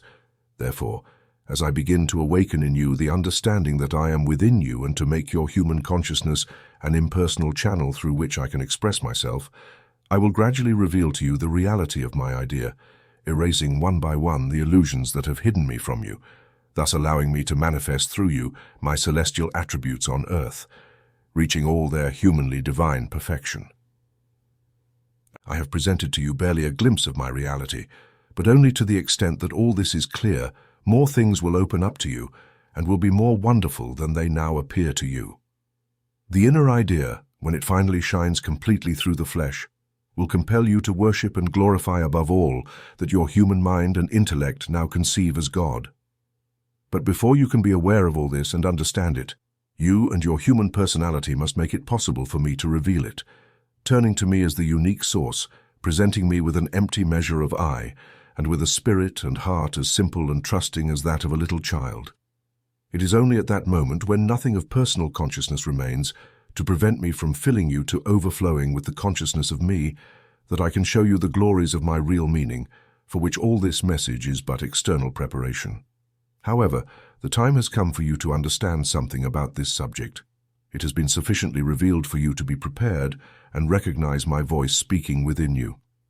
Therefore, I will now act as if you are fully aware that I am within you, and that these truths that I express are to imprint more strongly in your consciousness these phases of my idea that you have not been able to receive directly. What is presented to you here as truth is therefore a confirmation of what my idea has struggled so far to express from within. However, the truth I express here continues to resonate with the minds I have ignited to receive it, for each word is charged with the powerful essence of my idea. The minds that perceive the hidden truth within it, being this truth a living reality, are worthy and capable of expressing my idea, just as all minds are phases of my infinite spirit, or parts of it manifesting in different forms of mortal nature. By speaking through these pages, what I am truly doing is speaking to my mortal being, thinking with my infinite mind and propelling my idea. In a short time, you will receive my thoughts and become aware that I am the one speaking directly to your human consciousness. And then, you will no longer need to resort to this audio book or any of my other external revelations, whether spoken or written, to perceive my meaning. For am I not within you? I am not you, and you are not one with me. I live and express myself through the consciousness of all minds, knowing all things. All you need to do is enter into the full consciousness of my spirit and remain there with me, just as I dwell in my idea in your mind. And you will do this when all things are yours, as they are now mine. being the external expression of my idea and existing thanks to the consciousness I gave them when I first thought of them. It is only a matter of consciousness. Your conscious mind is separated from me only because you believe it is. Your mind is merely a focal point of my mind. If you knew this, what you call your consciousness is my consciousness. You cannot realize anything. You cannot even think, breathe, or exist without my consciousness being within you. Therefore, you must believe that you are me, that we are not separate and could not be because we are one, me in you and you in me. Think of it this way. Imagine it firmly, and then, in truth, at the moment you become aware of it, you will be with me in heaven. You are what you believe you are. Nothing in your life is real or holds value for you if your thought and belief do not attribute that value to it. Therefore, do not think that you are separate from me and remain with me in the impersonal realm where all power, all wisdom, and all love, the triple nature of my idea, await expression through you. Now, I have spoken a lot about this, and apparently said it more than once, but using different words. However, I have done so with the purpose that you may understand my divine impersonality, which is in reality your impersonality. I have repeated and will continue to repeat many truths, and you might think it is boring and unnecessary, but if you listen carefully, you will discover that every time I repeat a truth, I always add something to what has already been said, and that the impression in your mind becomes stronger and more enduring. If this is the case, my purpose is achieved, and you will soon reach the realization of the soul of this truth. But if you do not receive this impression and continue to think that repetition is a useless waste of words and time, you must be aware that your intellect is only listening and that you have completely lost my true meaning. You, however, who can understand, will love every word and listen over and over again. For this reason, you will receive all the wonderful pearls of wisdom that I have reserved for you. Subsequently, this audiobook and its message will mean for you a simple source of inspiration, or a doorway through which you can enter the impersonal state and maintain a sweet communion with me, your Father in heaven. And thus, I will show you all the things you desire to know. I have represented the impersonal state from many perspectives, so that it may be familiar to you and that you can distinguish it from all the lower states and learn to enter it consciously and freely. And when you can be consciously in it, so that my words always find lodging and understanding in your mind, then I will allow you to use certain faculties that have awakened in you. These faculties will enable you to better see the reality of things, not only the beautiful and charming qualities in the personalities around you, but also their weaknesses, flaws, and deficiencies. But the reason why you are allowed to see these flaws is not for you to criticize or judge your brother, but to awaken in you the definitive resolution to overcome and eliminate these flaws within yourself, for you would not recognize these flaws in others if they were not in yourself. And I, within you, would not need to draw your attention to them. As all things are to be used, and only for that, we must study the use you have made thus far of other faculties, gifts, and powers I have given you. You must be aware that I have already given you all things. Everything you have or are, whether good or bad, blessing or suffering, success or failure, wealth or deficiency, I have given you or attracted, all for you to recognize me as the giver. Yes, everything you possess has its use, and if you are not aware of this use, it is only because you cannot yet recognize me as the giver, and you will not be able to do so honestly until you know that I am the giver. Your personality has become so focused on trying to get rid of or change many of the things I had given you for other things that you thought were better that you could not even dream, much less recognize me, your own being, as the giver. Perhaps now you recognize me as the giver, as the internal essence and creator of all things in your world and in your life, even of your current attitude towards these things. The two are parts of my work, for they are the external phases of the process I use in expressing my idea of your inner perfection. Moreover, this is gradually developing from within as you become more aware of it. The true meaning and use of things, as well as the conditions and experiences I send you, will be revealed to you, because then you will begin to glimpse my inner idea, and when you do, you will know me, your own real being. But before you can know me, you must learn that all the things I give you are good, and that they are for their use, my use, and that you have no real interest or right over them, and that they represent no real benefit for you. Only to the extent that you give them such use might you find me expressing through you beautiful symphonies of sound, color, or language, manifesting as music, art, or poetry according to mortal terminology, and causing others to acclaim you as one of the great men of the moment. I can speak through your mouth, or inspire you to write beautiful truths that may earn you many followers, praising you as the most wonderful preacher or master. I can even heal various illnesses through you, cast out demons, give sight to the blind and make the lame walk, and accomplish other marvelous works that the world calls miracles. I am capable of doing all this through you, but no benefit belongs to you unless you use and apply these harmonies of sound in each of your words, so that all listeners regard them as the sweet music of heaven. And unless your sense of color and proportion manifests itself in such a way in your life that only kind, uplifting, and useful thoughts circulate about you, demonstrating that the only true art is duty. Clearly, my perfection in all my human expressions allows the vivifying power of my love to spread through you into their hearts, representing my hidden image to their inner vision. In the same way, no credit is given to you, regardless of the wonderful truths I speak or the works I perform through you. It is more important that you live these truths every day, at every hour, and that you ensure these works serve as a constant reminder of me and my power, which I freely bestow upon you, my beloved, just as I do for all. To you who seemingly have given me none of these gifts and consider yourself unworthy and incapable of serving me in this way, I would say this: only to the extent that you truly recognize me within you and seek to serve me sincerely will I use you. No matter what your personality may be, your flaws, your tendencies, or your weaknesses, yes, I will ensure that even you, who seek to serve me in this way, accomplish many wonderful things so that your brothers may recognize me. I will make it so that you influence the lives of many contacts you have, inspiring them to higher ideals, changing their way of thinking and their attitude toward their peers, and therefore toward me. To all of you who seek to serve me, no matter what your gifts may be, I will make you a vital force for good in the community, altering your way of life, inspiring and shaping your ambitions and aspirations, and together becoming a productive influence amidst the worldly activities where I have placed you. However, you will know nothing at that moment. You may even be desiring to serve me, hungry for a more intimate consciousness of me, thinking that you do nothing, that you make many mistakes, and fail to live according to your highest ideals. You do not realize that this desire and hunger are the pathway through which I pour out my spiritual strength, and that by being completely impersonal, it is used by you, unaware that I am within you, using it to accomplish my purpose in your heart and your life, as well as in the hearts and lives of me and your other inner personalities.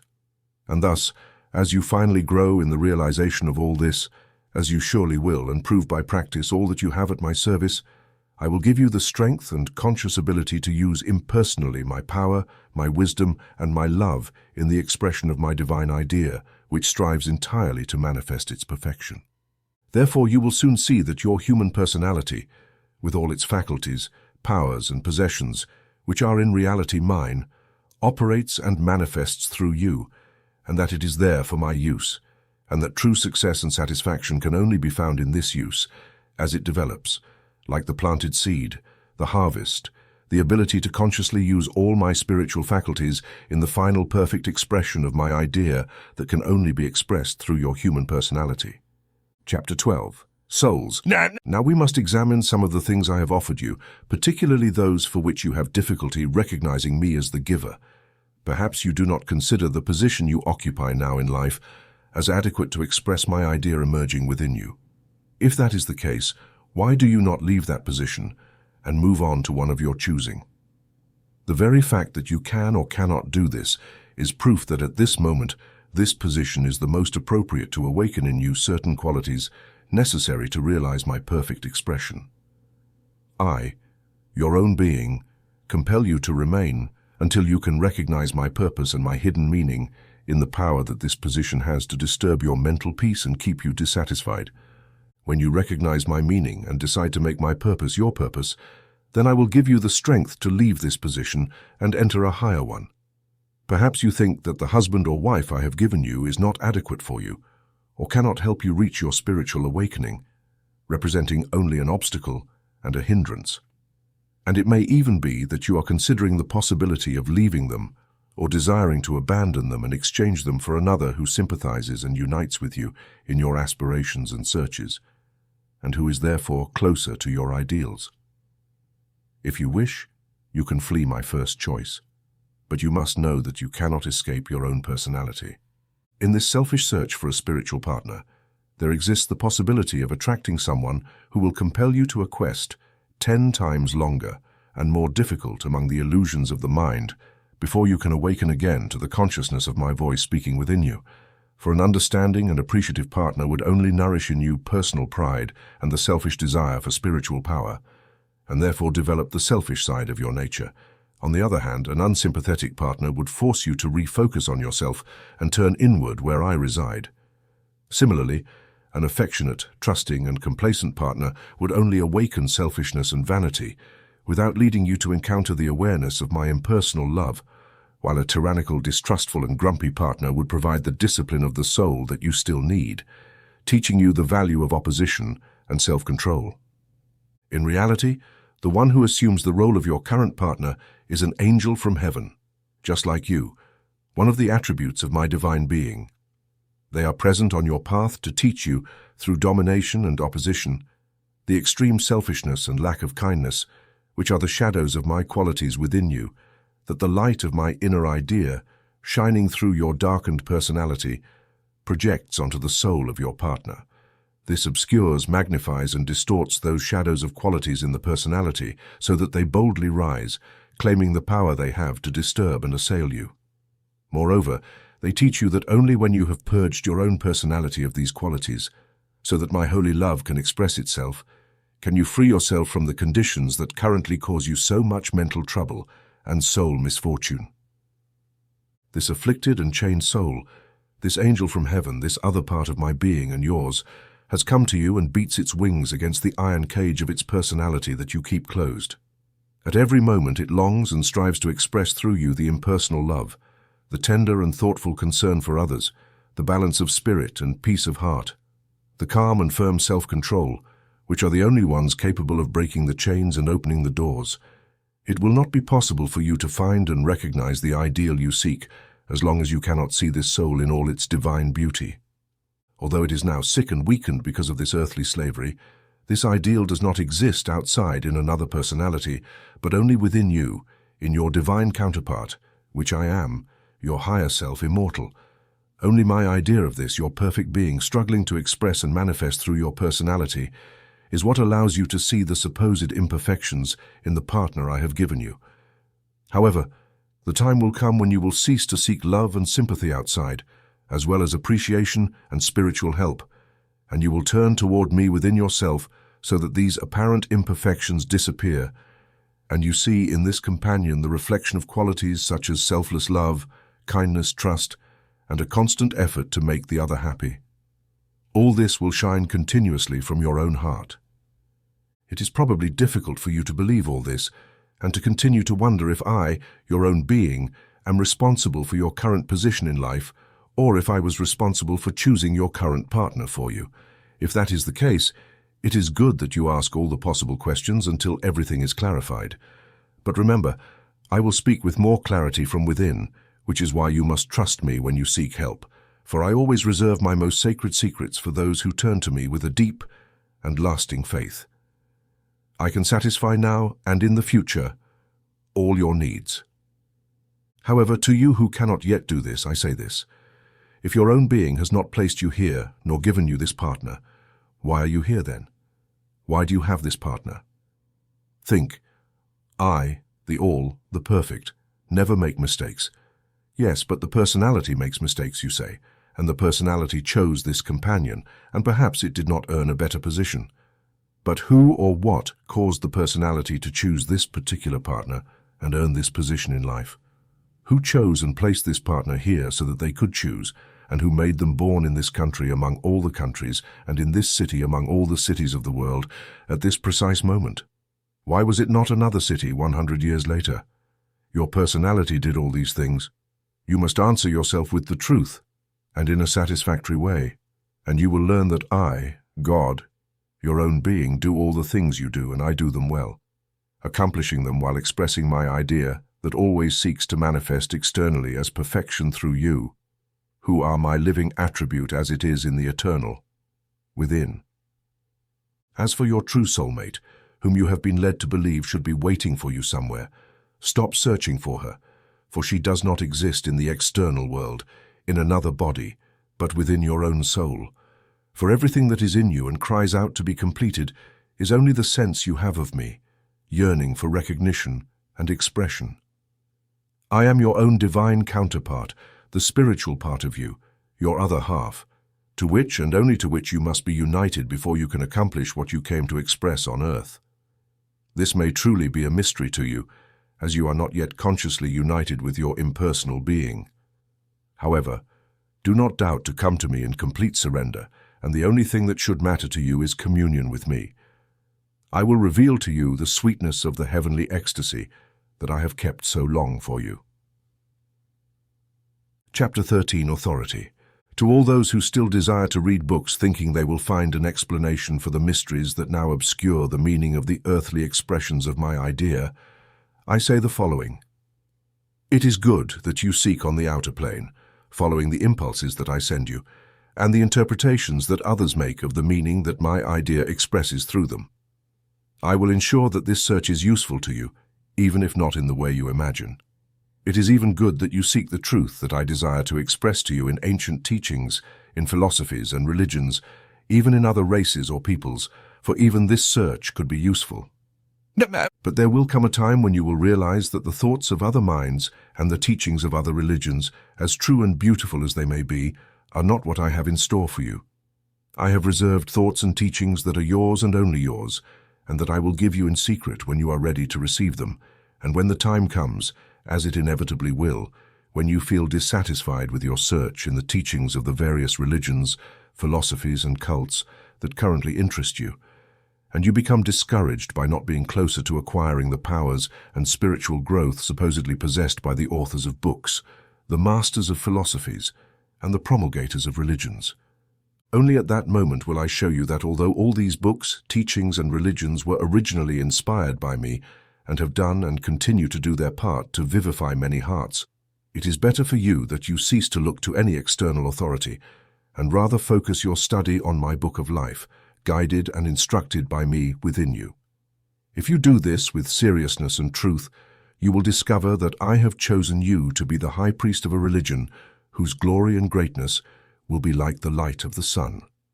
Likewise, you will realize that the ancient religions were given to my past peoples, and that the religions of other races are for my peoples of those races, and that for this reason none of them belongs to you, although I brought them and showed you many wonderful things in them that inspired you to realize a more determined search. However, I tell you that these are things of the past and that they have no relation to you. The time has come, if you can see it, when you must reject all the accumulated knowledge, all the teachings, all religions, all authority, even my authority, as it expresses itself in this and other outer revelations. For I have caused you to awaken to the consciousness of my inner presence, to the fact that all authority, teachings, and religions coming from any external source, no matter their elevation or sacredness, can no longer have any influence on you, only to the extent that they become a means of bringing you closer to me. So why do you seek help and guidance in things of the past, such as religion, human knowledge, or the experiences of others? Only I can offer you what you need. Forget the past. What is past is dead. Why burden your soul with useless things? As long as you cling to past things, you continue to live in the past and can have nothing to do with me. I dwell in the now, always present, the eternal. To the extent that you continue to act or live past experiences, religions, or teachings, you will have the vision of your soul obscured, obscuring me from you and preventing you from finding me. But all this will change when you free yourself from their influence and take a step toward your inner self, toward the light of my impersonal consciousness, which recognizes limitations and penetrates the infinite reality of all things. Likewise, the future does not concern you. Who looks to the future to reach their final perfection becomes chained to the past and will never be able to free themselves. They must cease their mind from being absorbed by the consequences of their actions and recognize me as their only guide, taking full responsibility. You who are one with me, you are perfect and always have been. You have known neither youth nor old age, neither birth nor death. You, the perfect one, have nothing to do with what has been or what will be. Only the eternal matters to you. Now the only thing that concerns you is what you face immediately, how to perfectly express my idea here and now, in the condition in which I have placed you intentionally for such expression. Once this is done, why not leave it behind instead of dragging it with you, burdening your mind and soul with consequences that are like empty shells from which you have extracted the flesh? All of this applies to reincarnation. There are many spirits who believe in it. What do you, the perfect, the eternal, have to do with past or future incarnations? Can the perfect increase its perfection, or can the eternal exit from eternity or return to it? I am and you are one with me, and you have always been and will always be. The I am of you is found and reincarnated in all bodies with the sole purpose of expressing my idea. Humanity is my body. There I live, I move, and I have my being, expressing the glorious light of my idea through my attributes, the celestial brilliance of which is diminished and distorted to human vision by the obscured and imperfect facets of the human intellect. You and I, who are one with me, reincarnate in humanity just as the oak reincarnates in its leaves and acorns, season after season. In the thousands of oaks that are born from its thousands of acorns, from its oaks, generation after generation. However, you tell me that you remember your past lives. Are you sure? Very well, and if that is indeed the case, that I have allowed you to glimpse the reality of one of my past expressions so that you may better understand my meaning. It is no guarantee that you were my way for that expression, for I do not express myself through all paths, and you and I are not the life and intelligence of every expression, regardless of character, age, or race. But if it pleases you to believe that you were indeed its expression, that is fine. I will ensure that this belief benefits you, but only to the extent that it prepares you and makes you ready for the great realization that will come afterward. In the meantime, you are chained. Your personality, with its desires and selfish quest, is bound hand and foot to the past and looks to the future only for its liberation, doing so after the last exhaustion of all the consequences of its actions. The false belief in birth and death dominates your mind and intellect, for it compels you to believe that this is your only path to final emancipation and union with me. Furthermore, it hinders the realization of our eternal and ever-constant unity, and does not allow you to release your being at any moment you wish. Only the personality is born and dies, and it is the only one that seeks and strives to prolong its stay in the body and in earthly life, to then return to other bodies. You are only attached to this personality by the beliefs and opinions that I have placed through time, which have kept your human mind occupied. And only when you can rise in the realization of your divine immortality, omnipotence, and intelligence, and reject all personal beliefs and opinions, can you free your being from this perverted relationship. Thus, you will achieve your true position as master and king, as one with me, sitting on the throne of being, compelling the personality to take its appropriate and natural place as servant and subject, ready and willing to obey each of my commands, as well as being a worthy instrument of my use. Chapter 14. Mediums and Medicine. To all those who, in their desire to serve me, have decided to join the church, a religious organization, a secret society, or a spiritual order, thinking that by doing so, I would be satisfied and grant them my special favors, they need to listen to my words and reflect deeply on them. First of all, they must know that I am satisfied with you because you do only what I say, and you do it to accomplish my purpose, even if sometimes you believe you are acting against my desire, fulfilling your own interests. Likewise, you must know that I provide all spirits with each of their life experiences, using this to prepare the body, quicken the heart, and develop consciousness so that they can understand that I can express my idea through them. I inspire spirits and allow them to glimpse me and my idea through these experiences. I have spoken in this way through inspiration to many people who have taken my words and written them in books to teach them to other spirits, and these words have succeeded in encouraging the hearts as well as the consciousness of those who are ready to receive them, even if the writers and masters who followed did not have a true understanding of my meaning. By inspiring them in this way and allowing them to see me and my idea, I enable them to become masters and leaders, organizing churches, societies, and cults, attracting seekers and followers toward them so that I, through the words I speak, can quicken the hearts and consciousness of those who are ready to recognize me. But I, the impersonal inner one, do all this while the masters and leaders do nothing. They serve only as channels through which my idea can express itself and reach the consciousness of those I attract for this purpose. The spirit is but a channel, and the intellect is an instrument. I use both impersonally where and when I wish, as long as it is necessary to express my idea, and only until the heart has been vivified and opens wide to contain me. Can the man with his mortal spirit consciously understand my meaning when I express my idea through him? You, in your desire to serve me, may have found in a master or leader a personality that seems to contain me in their heart, allowing you to be carried away by the wonderful words I pronounce through them.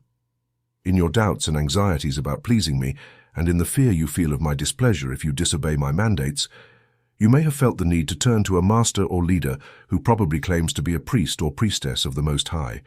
You certainly thought to obtain through them my message for you, or to desire words of advice or help on the spiritual plane of life. You may turn to them if you truly wish. I am the one who offers you this alternative. If you cannot trust and wait for me to respond and help you in my own time and way, then use this option.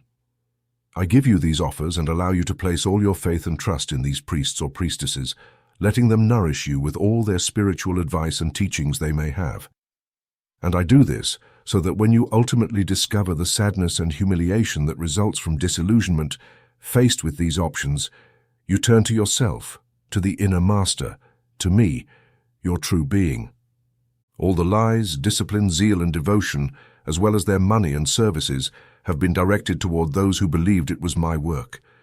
They have been stolen and used to build and strengthen their own personal power and prestige among their followers, nourished by subtle flattery and promises of spiritual progress, with clever sophisms hidden behind a mask of a spiritual teaching that seems beautiful.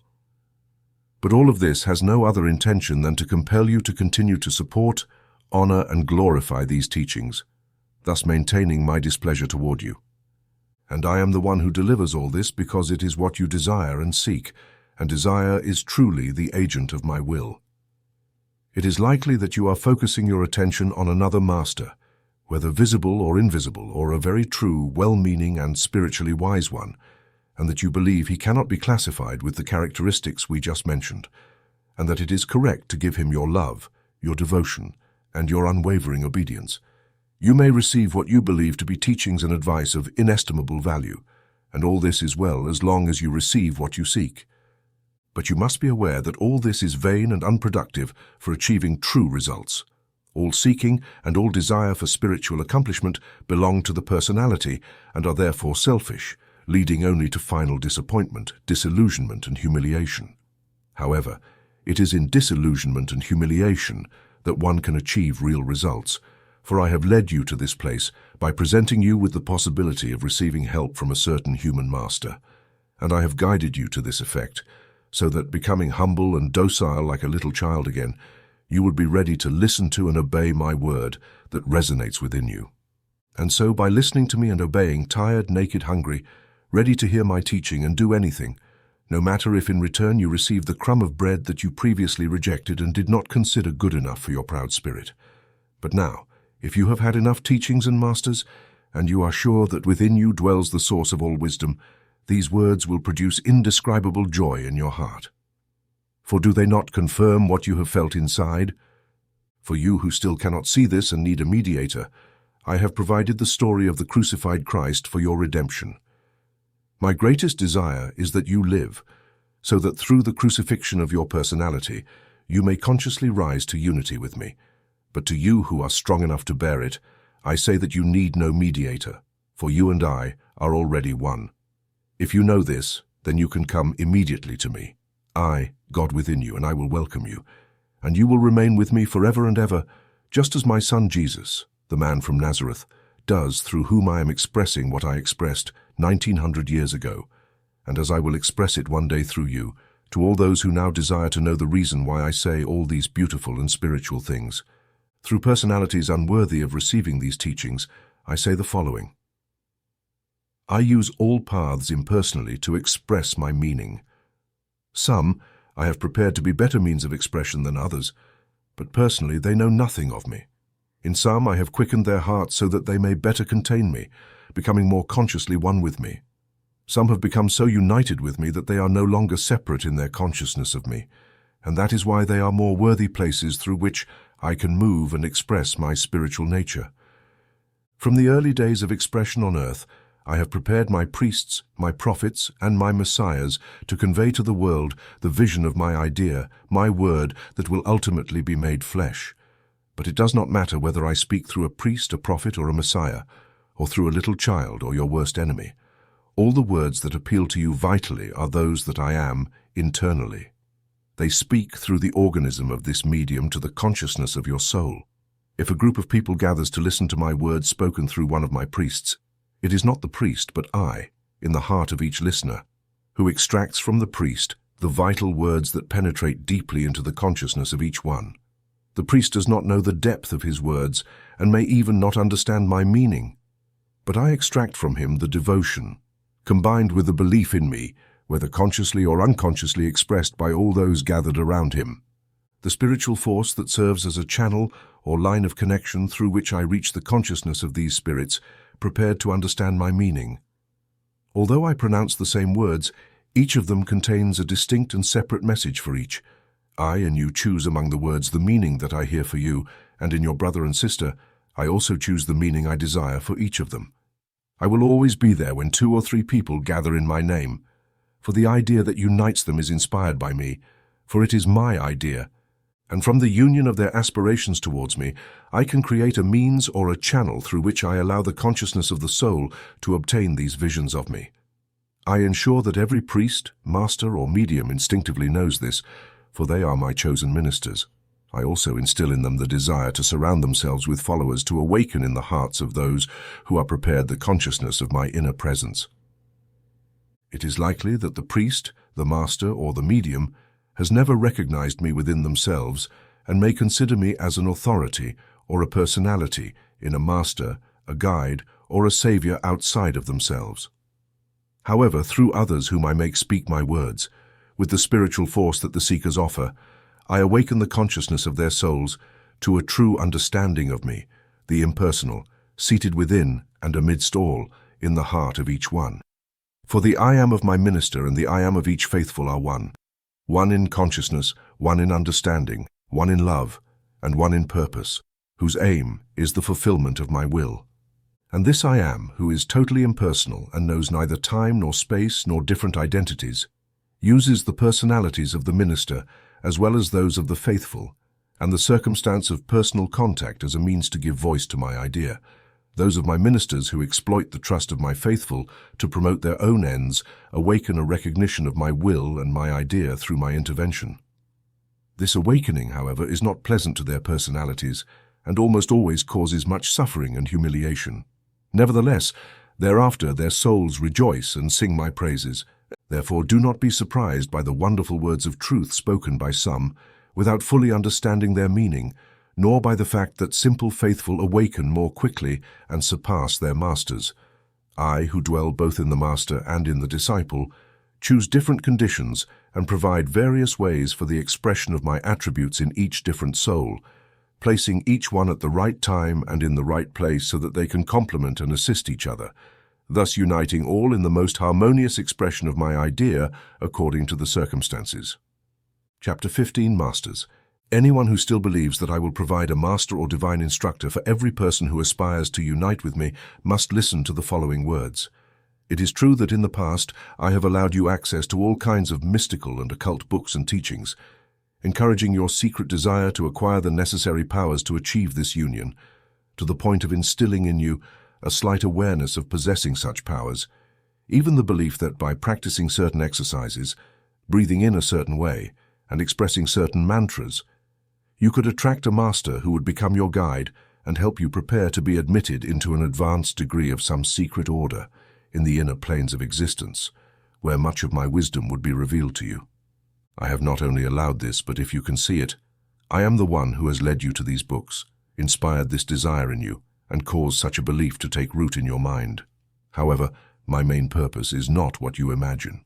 I have brought you through all these teachings, desires, and beliefs, trying to orient your human mind towards the forces I use to realize the expression of my divine idea.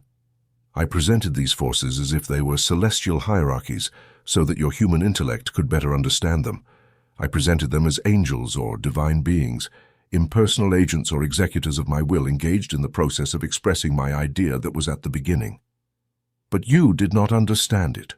Your human intellect, seduced by the possibility of knowing and being in communion with one of these beings, as claimed in certain teachings, immediately began to personalize them and started to desire their appearance in your life. It believed that they were interested in your human affairs, and that by living according to certain established rules, you could receive sufficient help to attain nirvana or immortality.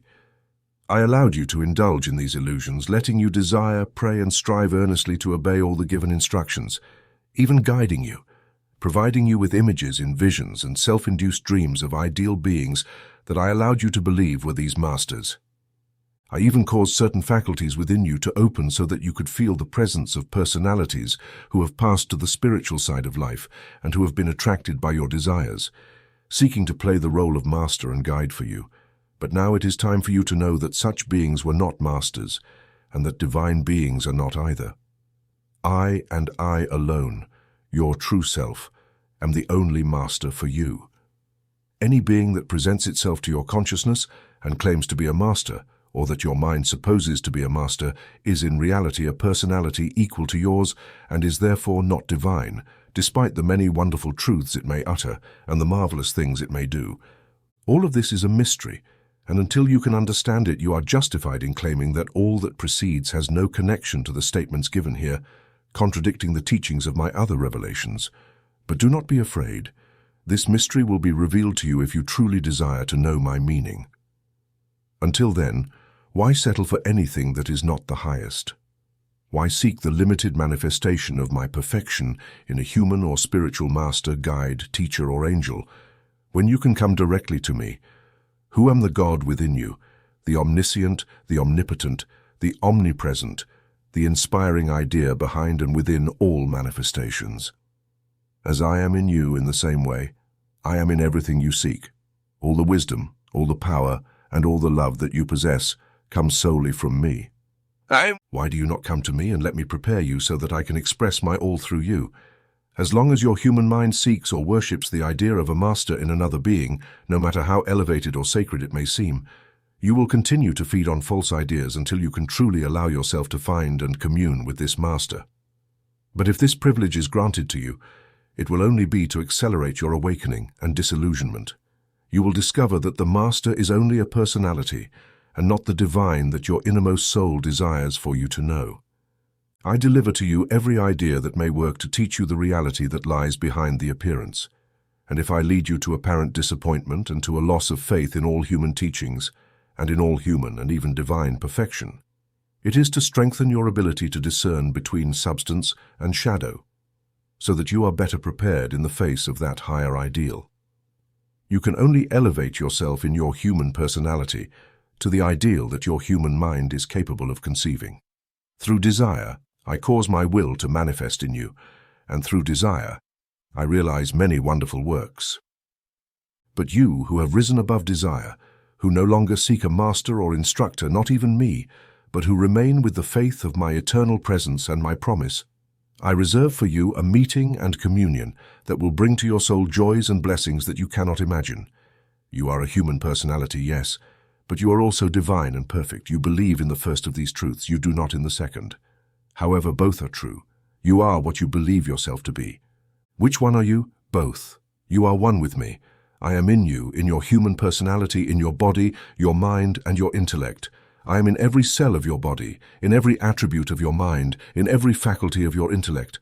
I am the soul, the active principle of each one, and you are in me. You are a cell of my body, an attribute of my mind, a faculty of my intellect. You are a part of me, but you are me. My being and yours are one, and they always have been.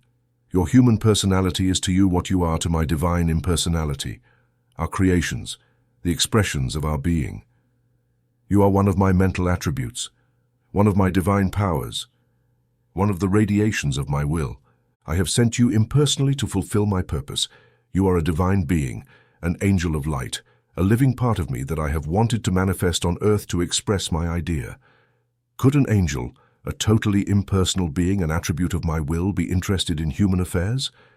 In reality, it does not only use your nature and your human affairs as means through which my will can express my idea.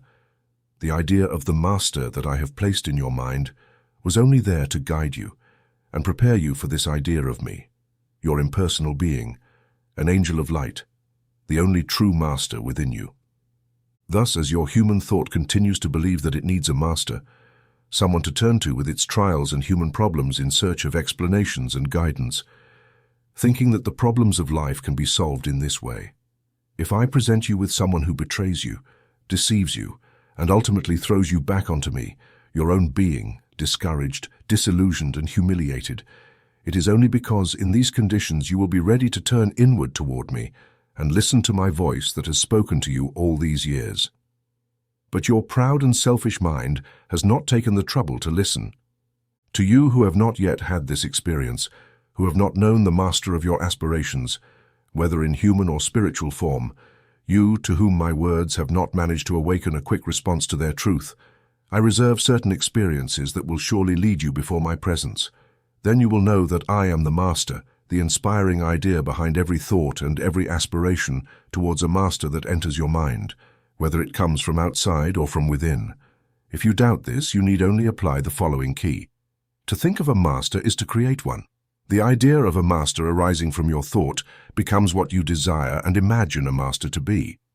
In other words, with your thought, you build the qualities you imagine a master possesses. Your human mind, through the desire for aspiration and adoration, must create these qualities in an imaginary being, which remains a personality, for you cannot yet conceive of an impersonal being. Therefore, according to the intensity of your desire and thought, this idea must reach actual manifestation, whether by bringing the personality into flesh or into the realm of visions and dreams. It is taught as follows: when the student is ready, the master appears, and in a certain sense this is true, but not as you have interpreted it. Your secret desire to obtain a master will be fulfilled, but only when you have been prepared for this appearance. However, this will only be the appearance of a master. It is likely that you will never recognize the true master when he appears.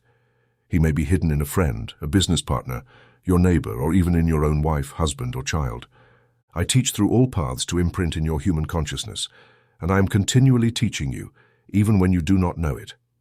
I have many ways to reach your consciousness and use all these methods to lead you to a realization of my significance. I express myself using many voices: the voice of fear, love, envy, kindness, ambition, intoxication, pleasure, jealousy, sensuality, suffering, and shame. The voice of all human emotions, passions, and desires. I use the voice of nature, the voice of experience, even the voice of human knowledge. My voice encompasses all this, and I use it impersonally to express the fact that I am in everything and that I am all that this voice says in 1,000 ways. It is that you are also a part of this whole, and I am in you waiting for your recognition of me and your conscious cooperation in expressing my idea of impersonal perfection on earth, just as it expresses itself in heaven.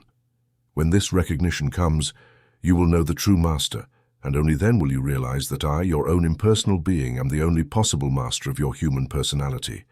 Thus, you will understand why no human or non-human being could be impersonal and be a master to any other being, for an impersonal being could never be known as a master by a human being, and consequently could have no interest in human affairs. If a being seemed divine to you and nonetheless showed interest in you, rest assured this is not entirely impersonal. It could be a human master, but he would not be divine. He would probably be satisfied to have someone as a master, even if he was not entirely impersonal.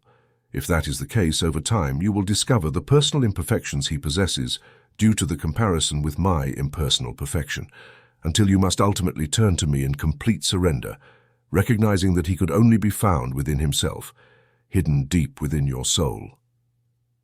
Chapter 16, The Christ Love. To you who fear my words, for they may destroy your belief and love for the Lord Jesus Christ, these words are addressed.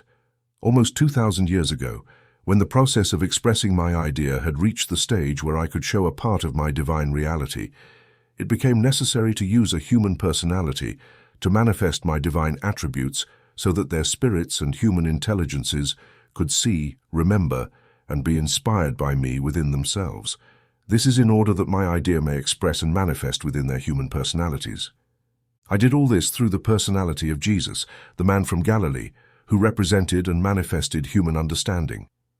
My teachings and my life were expressed through him, all to fully convey my divine idea through the experiences of a symbolic nature that I made his human personality undergo. I showed what all personalities must go through in order to become impersonal again, to express my divine idea before the inner I am can awaken your human spirit and guide it toward a realization of me. For their divine being to manifest, they must create a virginal love from a humble stable, the place where cattle come to feed. They must have a humble and contrite heart, full of faith and trust in God, to the state that human or animal nature must attain. Then they must be taken to Egypt, the land of darkness or intellectual activity, to grow and prosper in body and spirit until they are strengthened by my feeling within them. So when you become aware of my power and my love, I will begin to speak through you with words of wisdom and truth that will reach the most intellectual people, even the doctors of the law. Subsequently, there will be a long period of study and meditation that will mature the mind and develop the soul until they reach the full maturity of the I Am consciousness within them. Thus, you will be prepared for the baptism in the Jordan when you fully open yourself to me, in the full awareness that you and I are one, that there is no separation, that I am your true I. At that moment I will be able to direct your life. Then I will lead you into the world called the desert in my second revelation to test you, to make you strong, and to accustom you to the impersonal use of my divine attributes. I will present to you the three great temptations of power, pride, and money until you have proven that nothing of intellect, ego, or the outside can make you forget my inner voice. That my voice, whether speaking in your heart or in the hearts of your brothers, is the only voice you can listen to. Once this is proven, the period of performing miracles and teaching the crowd will begin, which will be accompanied by persecution from the unbelieving and mocking world, followed by the judgment before Pontius Pilate, the representative of earthly law, the sentence, the ascent of Calvary while bearing the cross, the crucifixion, the agony, the 3 days in the tomb, and finally, the resurrection. When you enter into complete union with me, all this will have an inner meaning or an application of the soul that should be easily understood by you if you have opened your heart. This has been the path taken by you and by all those who have studied and followed my teachings offered in my previous revelations. However, the time has now come when I have prepared you and many others to face a new dispensation through which you can become directly and immediately aware of me through the impersonal way. Those who are great enough and strong enough to rid themselves of all claims of human personality, and who can say, I am, and know that I am the only one in them who gives them this strength and allows them to rise above the attractions and influences of the outside world, are those I have chosen, and through whom I can express all the wonders of my divine idea. The Christ, or the I Am consciousness, must be born in your heart and in the heart of every human personality. It must grow and prosper and go through every experience symbolized in the life of Jesus before you can reach this point and become a conscious means of my divine idea. Similarly, before you can taste the fruits of this love, which in reality is not a love, but the holy three-in-one, love, wisdom, power, which is the true expression of my impersonal life, you must express the example of the critical love and compassion that I expressed in this life. So far you have not known the meaning of impersonal life, and thus you do not know the meaning of impersonal love. If you carefully analyze this feeling, it has always been a human emotion or expression, and many have been able to conceive a love stripped or detached from all human or personal interest. But now, when you begin to feel me within your heart, and you completely open it to contain me, I will fill you with a new and strange wonder that will animate every fiber of your being with the creative instinct and will be to you a true elixir of life. In the outer expression of this feeling, when I pour it into the world, you will taste the indescribable sweetness of my holy, impersonal love, with its illumination of spirit and consciousness of unlimited power, and this will make you a completely unselfish and perfect channel for the impersonal expression of my divine idea. You will realize that you are part of me and of all other beings, and that all you have is not yours but mine, for you to use in the way I have indicated. Your life will no longer be centered on your ego, but this ego will be lost, melted into your other personalities, releasing your life, understanding, strength, and substance, which are phases of my impersonal life, or my impersonal love that I have distributed to you solely for this use. In the personality of Jesus, I manifested impersonal love sufficiently to inspire and provoke the imitation of his life and personality. And through this search and effort, awaken the consciousness of Christ through this hour, and the understanding that Christ is but a channel or a door that opens to me. I have brought you to the point where you can enter and become part of my impersonal life. However, I must clarify that my impersonal love has nothing to do with personal lives and loves. All of this is but the external means I use to pour from the heart of humanity into the world my true love, where it always expresses its vital, creative, and uplifting power. My love does not consider individuals or personalities. It sees them as pawns on the chessboard of life that I move to realize my purpose, the full and complete expression in humanity of my divine idea. It is only in humanity that I can express my idea, just as you can express your idea only through your human personality. I move and live in humanity, and there I have my being. The mortal personality and the body of my immortal being are what you use to express your being. All individual human personalities with their bodies are the cells of my body of humanity, just as the I am in you builds your body so that, through it, you can perfectly express my idea of you or your true I. Similarly, I build humanity so that through it can perfectly express the idea of my I. When the individual cells of my body of humanity become impersonal and harmonious, the organs formed by participating in my life live a healthy and happy life. But if a cell opposes or acts against the general law of its organ, the harmonious functioning of that organ becomes impossible, which naturally affects the whole body and allows disease to enter. Each cell of an organ is an integral part of that organ, and its work is necessary for the perfect functioning of that organ and the perfect health of my body. Thus, unless each cell gives all its power and intelligence, which are attributes of the life I give it, for the perfect functioning of my whole body, the only result for my body will be the lack of harmony with its respective effects: disease, suffering, sin, slavery, poverty, lack of understanding, disintegration, or death. Likewise, if each organ does not give all the intelligence and powers with which it has been endowed for the sole purpose of expressing and maintaining the life of my body in perfect health, then its only result will be disorganization, disruption, rebellion, and ultimately war between the various organs and their respective cells, resulting in a chaotic condition throughout my body. In my human body, this would mean war between nations represented by my internal organs. As all war is an acute disease or disharmony, and as my life, which manifests in humanity in the form of impersonal love, can only be expressed in harmony, it always finds itself using, equalizing, and preparing the conditions in order to express itself in this way. It realizes all this by gradually eliminating all sick, weakened, and unfit cells for the body, or by developing disease in a malignant way, like fever, dropsy, carbuncles, blood poisoning, or degeneration in the physical body, and discards these cells until a particular organ is purified, or its power of functioning is destroyed. In other words, the true life and work of each cell and organ consist in renouncing their individual life so that my whole body may be in perfect harmony. When each cell and organ has no other idea than this and becomes a pure and unselfish channel through which my impersonal life can flow, then my body has become a harmonious and perfect whole, and my idea can express its divine powers and possibilities on earth, just as it does in the celestial realm of the eternal.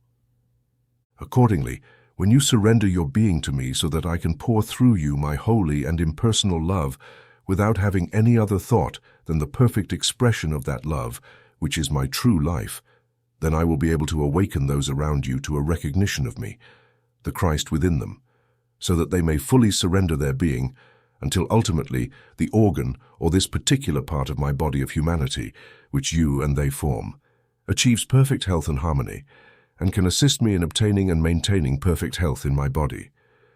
When that moment comes, my divine vital force or impersonal love will flow and manifest through all humanity, and my idea will express itself on earth just as it does in heaven. The earth and all earthly bodies will no longer be composed of negligible physical matter, but will have been completely purified and rid of the I, and will be restored to the place from which they descended.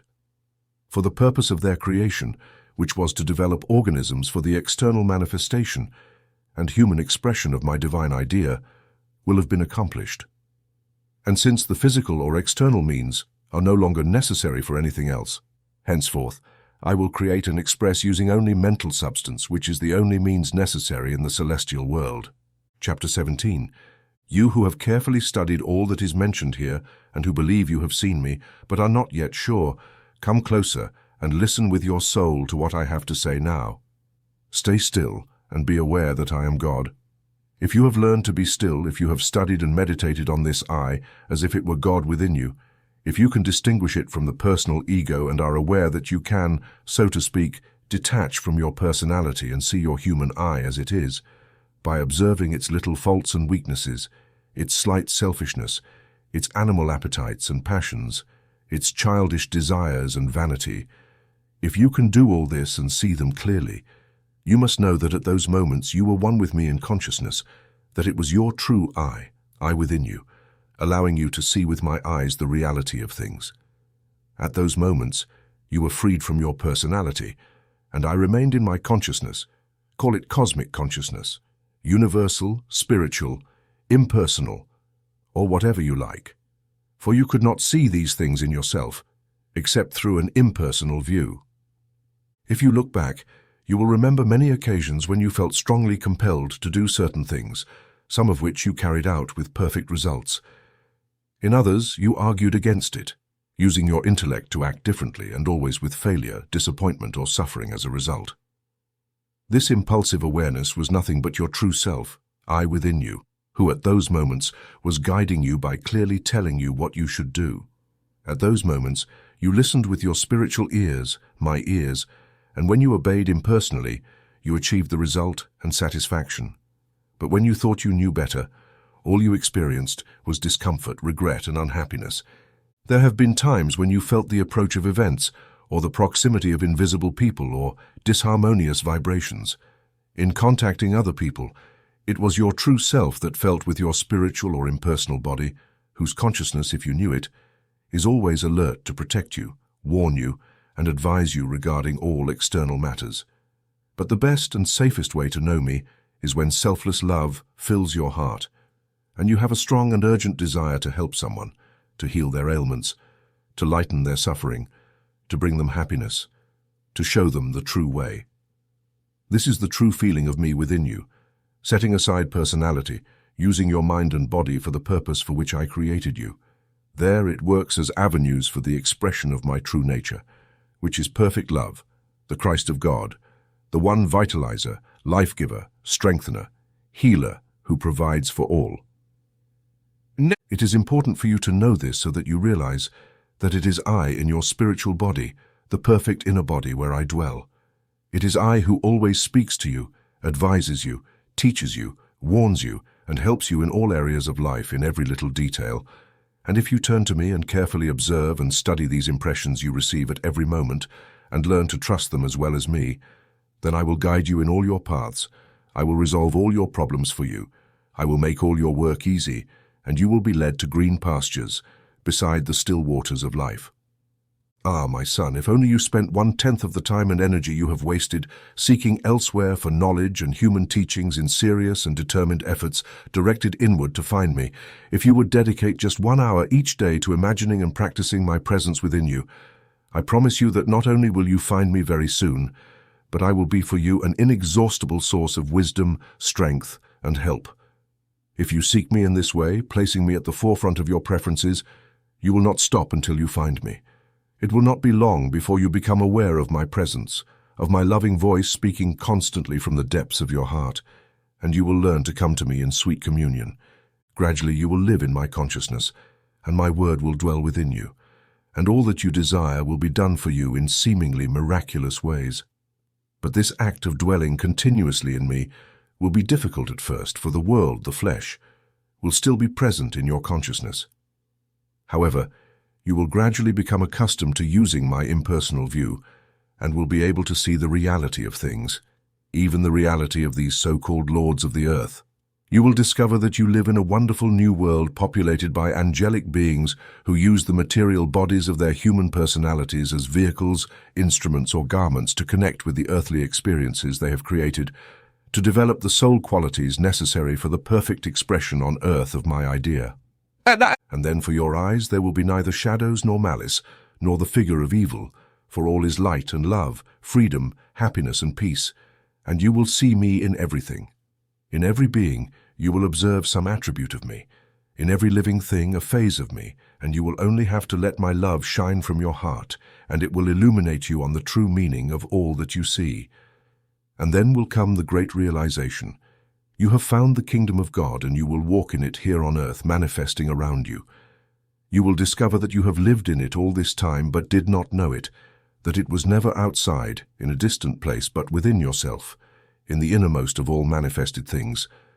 In other words, you will see that this is the reality of all things, and that all outward appearance is but the shadow of this reality created for the man's erroneous concepts and his belief in his separation from me. And when you have found the kingdom, you will also find your place in it, understanding that you are truly one of my divine attributes, that your work has been planned for you from the beginning, and that everything that has happened before has been a preparation of your human personality, and all your soul will leap for joy, for after all these years of wandering, you have finally returned to me. And now you can enter into my real life, one with me in consciousness and your other selves, all working to realize the perfect final expression on earth of my divine idea. You who have awakened the memory of old joys through this listening, and who have a living soul, do not let these words go until you have received from them all that I have to say to you. Remain still, and listen to my inner voice and discover the glories that await you if you are able to see with impersonal eyes and hear with impersonal understanding. But if this listening awakens your first vision of my reality within you, activating high vibrations that elevate you to a temporary spiritual ecstasy, and you resolve to try to always remain in this consciousness of me and decide to always obey me, do not be discouraged and do not falter when, afterward, an opportunity arises to test the sincerity and strength of your resolution.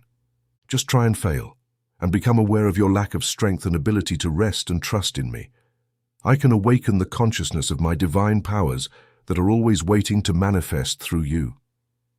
These vibrations are the awakening of a quality of the soul and its corresponding faculty that must be awakened before I can manifest these powers. And naturally, when these qualities of the soul awaken, they attract active opposition to other qualities that, until then, had undisputed control over your nature, and must be overcome and submitted to be elevated to their true service before the qualities of the soul can express themselves freely. And this opposition is there to strengthen, test, and perfect the expression of these soul qualities, for they must be able to withstand any attack before they can fully manifest all my divine powers. They must know that I manifest these powers as quickly as they can bear them. If you make the mistake of trying to grow by yourself, I am the tree of life within you. My life will grow and must do so forward, but it will do so through gradual and constant growth. You cannot reach your radiance before you have grown into it. And remember, my life is always building toward the perfection of health, strength, and beauty, which must express themselves outwardly and inwardly. You who have begun to realize that I am within you, but have not yet learned to be in communion with me, must listen and learn. Now, you have learned to be still, and perhaps you have felt my presence within you. If this is the case, becoming aware that I am there, then ask me a question with a silent and fervent prayer for an answer, but without anxiety, worry, or personal interest, and with your mind in perfect emptiness. Wait confidently for the impressions that will arise. If you receive in response a thought that you have heard or read somewhere, immediately reject it and tell yourself that other thoughts cannot come from human sources. But if you are attentive, you will recognize them and refuse to accept them. And then, if you persist in asking me, you will eventually receive an answer that you will feel comes from me. Thus, the process will begin, when you have learned to distinguish my voice from all other voices, and can fully maintain your personal interest at a distance. Then, you will be able to have a silent communion with me, without interference from the ideas, beliefs, and opinions of others, and you can ask any question you wish. Other people may also ask you questions about any problem for which they need help, and at that moment, I will put the appropriate words in your mind, whether silently for yourself or aloud through your tongue. You who have devoted yourself to me, and make every effort to find union with me, and yet have discovered that all support from the world has been withdrawn or is being withdrawn, and that you are without money, without friends, and do not know where to seek help, learn, my beloved, that you are very close now. And if you continue to remain in me, letting my word abide in you and guide you, trusting in my promise very soon, I will bring you a joy, fullness, and peace that no human being can imagine. For you have obeyed my commandments, you have trusted in me, and you have sought my kingdom and my righteousness, and that is why I will give you other things, even those that the world has denied you. But you who have devoted yourself well to me, but still cling to certain worldly standards and are unable to let go and fully trust me, that is why I have brought you failure, disappointment, and even poverty, to show you the real value of all worldly things, their impermanence, their inability to provide happiness, their distance from my real life. You, dear son, who cannot yet see this, and whose heart is full of anxiety and fear because you cannot realize where tomorrow's bread will come from, or the money for next week's rent, or the overdue mortgage, listen to my words that have been given to you long ago in the Sermon on the Mount. That is why I say to you, do not worry about your life, what you will eat or what you will drink, nor about your body, what you will wear. Is not life more than food and the body more than clothing? Look at the birds of the air. They do not sow or reap or gather into barns, yet your heavenly Father feeds them. Are you not of more value than they? Which of you by worrying can add a single hour to his span of life? And why do you worry about clothing? Consider the lilies of the field, how they grow. They neither toil nor spin, yet I tell you, even Solomon in all his glory was not arrayed like one of these. But if God so clothes the grass of the field, which today is alive and tomorrow is thrown into the oven, will he not much more clothe you, O you of little faith? Therefore do not be anxious, saying, what shall we eat? Or what shall we drink? Or what shall we wear? For your heavenly Father knows that you need them all. But seek first the kingdom of God and his righteousness, and all these things will be added to you. Therefore do not be anxious about tomorrow, for tomorrow will be anxious for itself. Sufficient for the day is its own trouble. And you who have devoted yourself to me and call yourself my disciple, do you need more specific commandments or more defined promises than these? Listen, have I not always provided you with everything you needed? Have you ever been in need without my appearing with the necessary help? Has there ever been a moment when things seemed dark and I did not bring the light? Can you, with what you know now, look back in your life and see where you could have organized it better? Would you exchange your spiritual understanding for the earthly possessions of anyone you know? Have I not done all this despite the fact that you have revealed yourself and denied listening to me all your life? Ah, my children, can you not realize that money, house, clothing, food, and their acquisition are only incidents and have nothing to do with your true life, except when you make them real by giving them so much importance and allowing me to be only a secondary matter? And if it is necessary for me to take away worldly things from you so that you learn the truth that I am the only thing important in life, that I must be first if you truly love me, I do this, just as the true doctor who, in order for the patient to be helped back to health, first removes the cause of the disease so that real and lasting happiness and prosperity can be yours. And this also applies to you, my daughter, who have lost health, courage, and self-control. After many years of searching without finding earthly doctors or remedies, faithfully following all the instructions and suggestions given to recover the life you have lost, you who have finally turned to me with the fragile hope that I might be able to help you must come in complete submission to me, the only doctor who can heal you. For I am the omnipotent life within you. I am your health, your strength, and your vitality. Only after you can feel me within you and know what I am to you will you obtain true, lasting health. And now, my children, draw near, for I will now tell you the means to obtain all these things. In the following words lies the great secret. Blessed are you if you find it. Be still and realize that I am God. Know that I am within you. You must know that I am you, that I am your life. Know that all wisdom, all power resides in this life that flows freely through your entire being. I am life. I am intelligence. I am power in all substance, in every cell of your body, in the cells of all mineral, vegetable, and animal matter, in fire, water, and air, in the sun, the moon, and the stars. I am what in you and in them is their consciousness, one with your consciousness, and all of this is my consciousness. Through my consciousness in them, all that they have or are is yours for the asking. Speak to them in my name.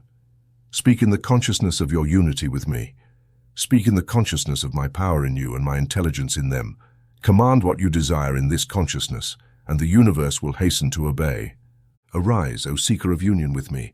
Now accept your divine heritage. Open wide your soul, your spirit, your body, and breathe in my breath of life.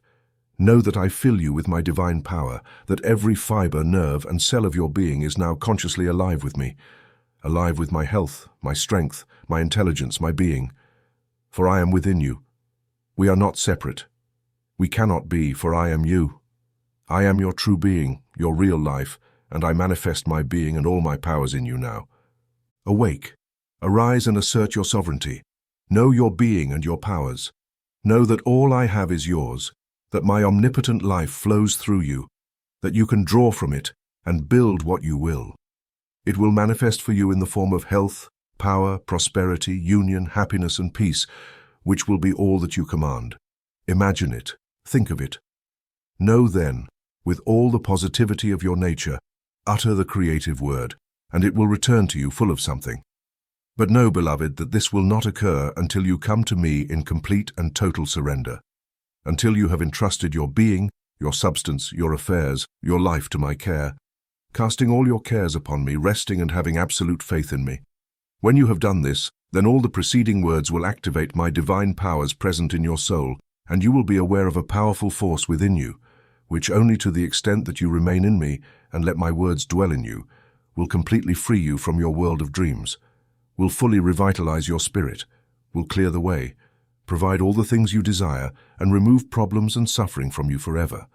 Then there will be no more doubts or questioning, for you will know that I, God, your own being, will always provide and will show the way, for you will have discovered that you and I are one. Chapter 18, Union. You who desire to dedicate yourself to me and who are ready to surrender your whole life to me, setting aside all personal ideas, hopes, and goals so that I can express myself through you freely and fully. Listen carefully to these words. I have guided you to this point through all your life experiences.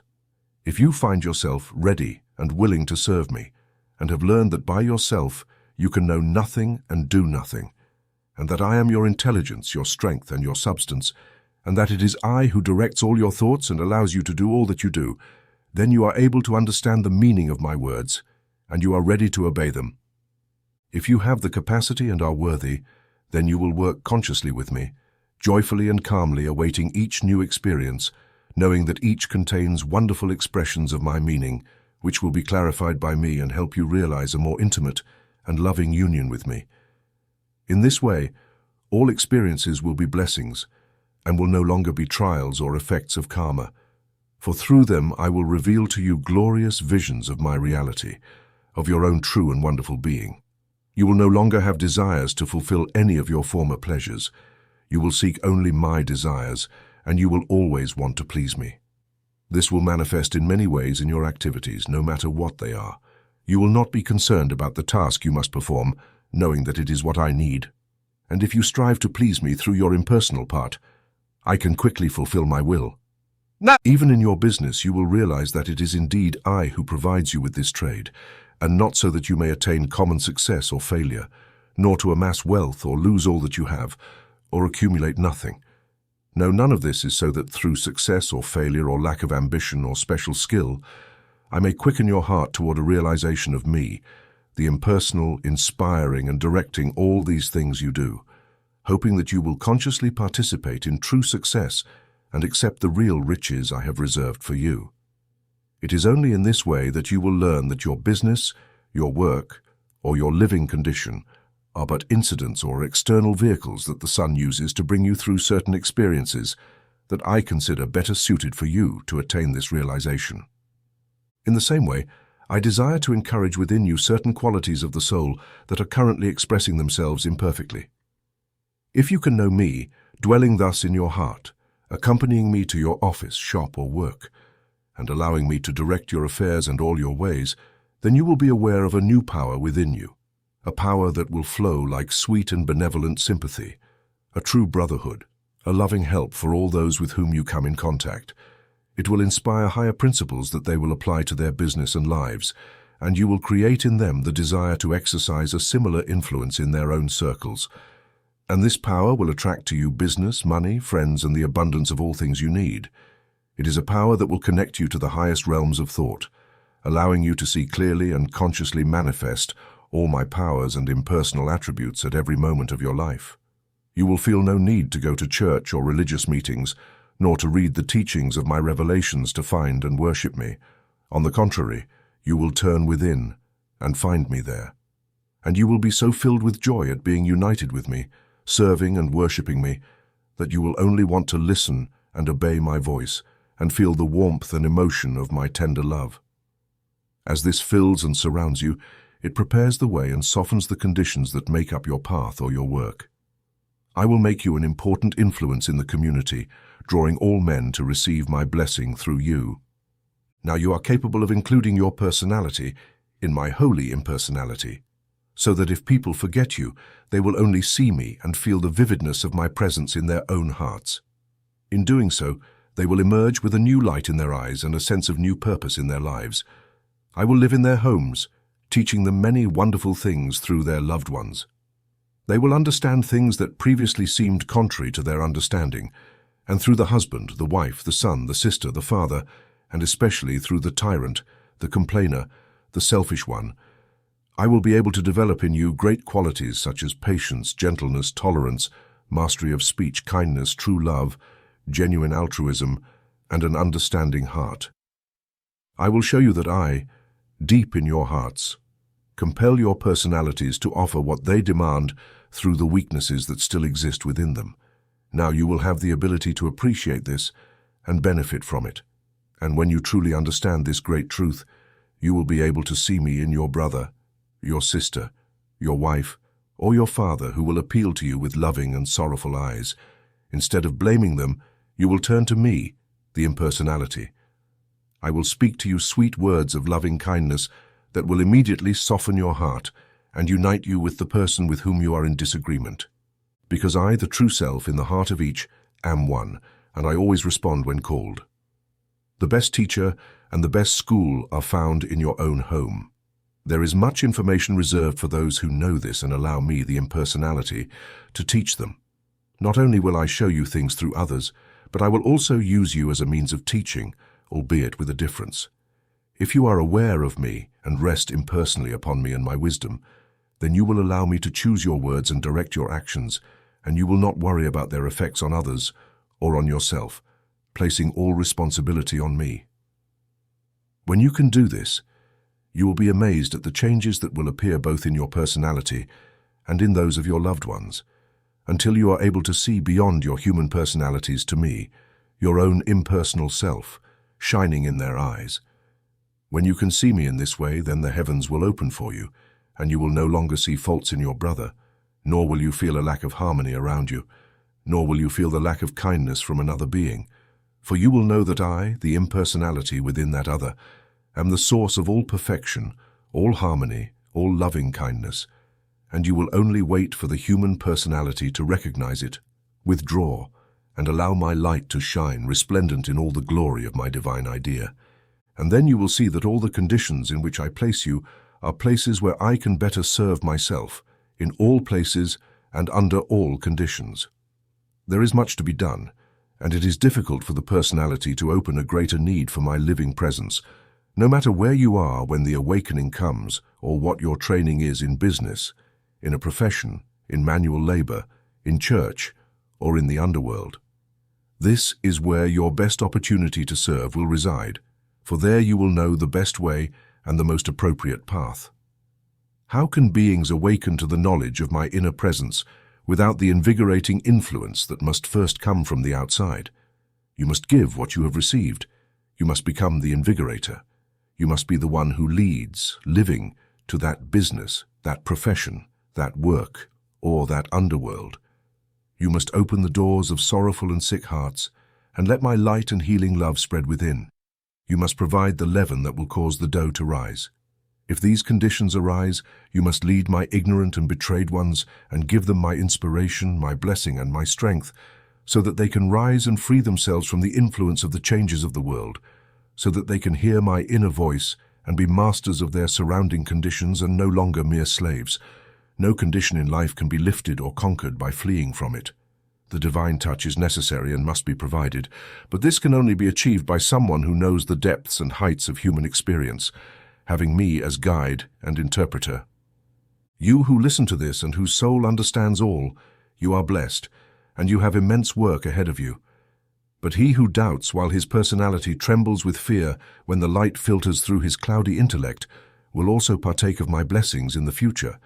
I am quickly preparing him for the joy that awaits him. However, those who understand and who are afraid must know that I express my will through them all, and that the time will come when they will know no other will but mine, and that all the things you desire will come to pass. But none of this will happen until you have become one with me, until there remains nothing in your human personality that produces disharmonious thoughts or feelings, whether in deed or in word.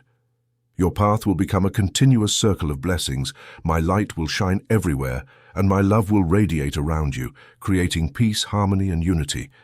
And it will be magnificent to know that all will be better and happier because of your presence in their lives. For the I am that is in them, while they are still in the flesh, has found or felt in you a truly impersonal way of expression, and therefore feels the glory and holiness of my impersonal life.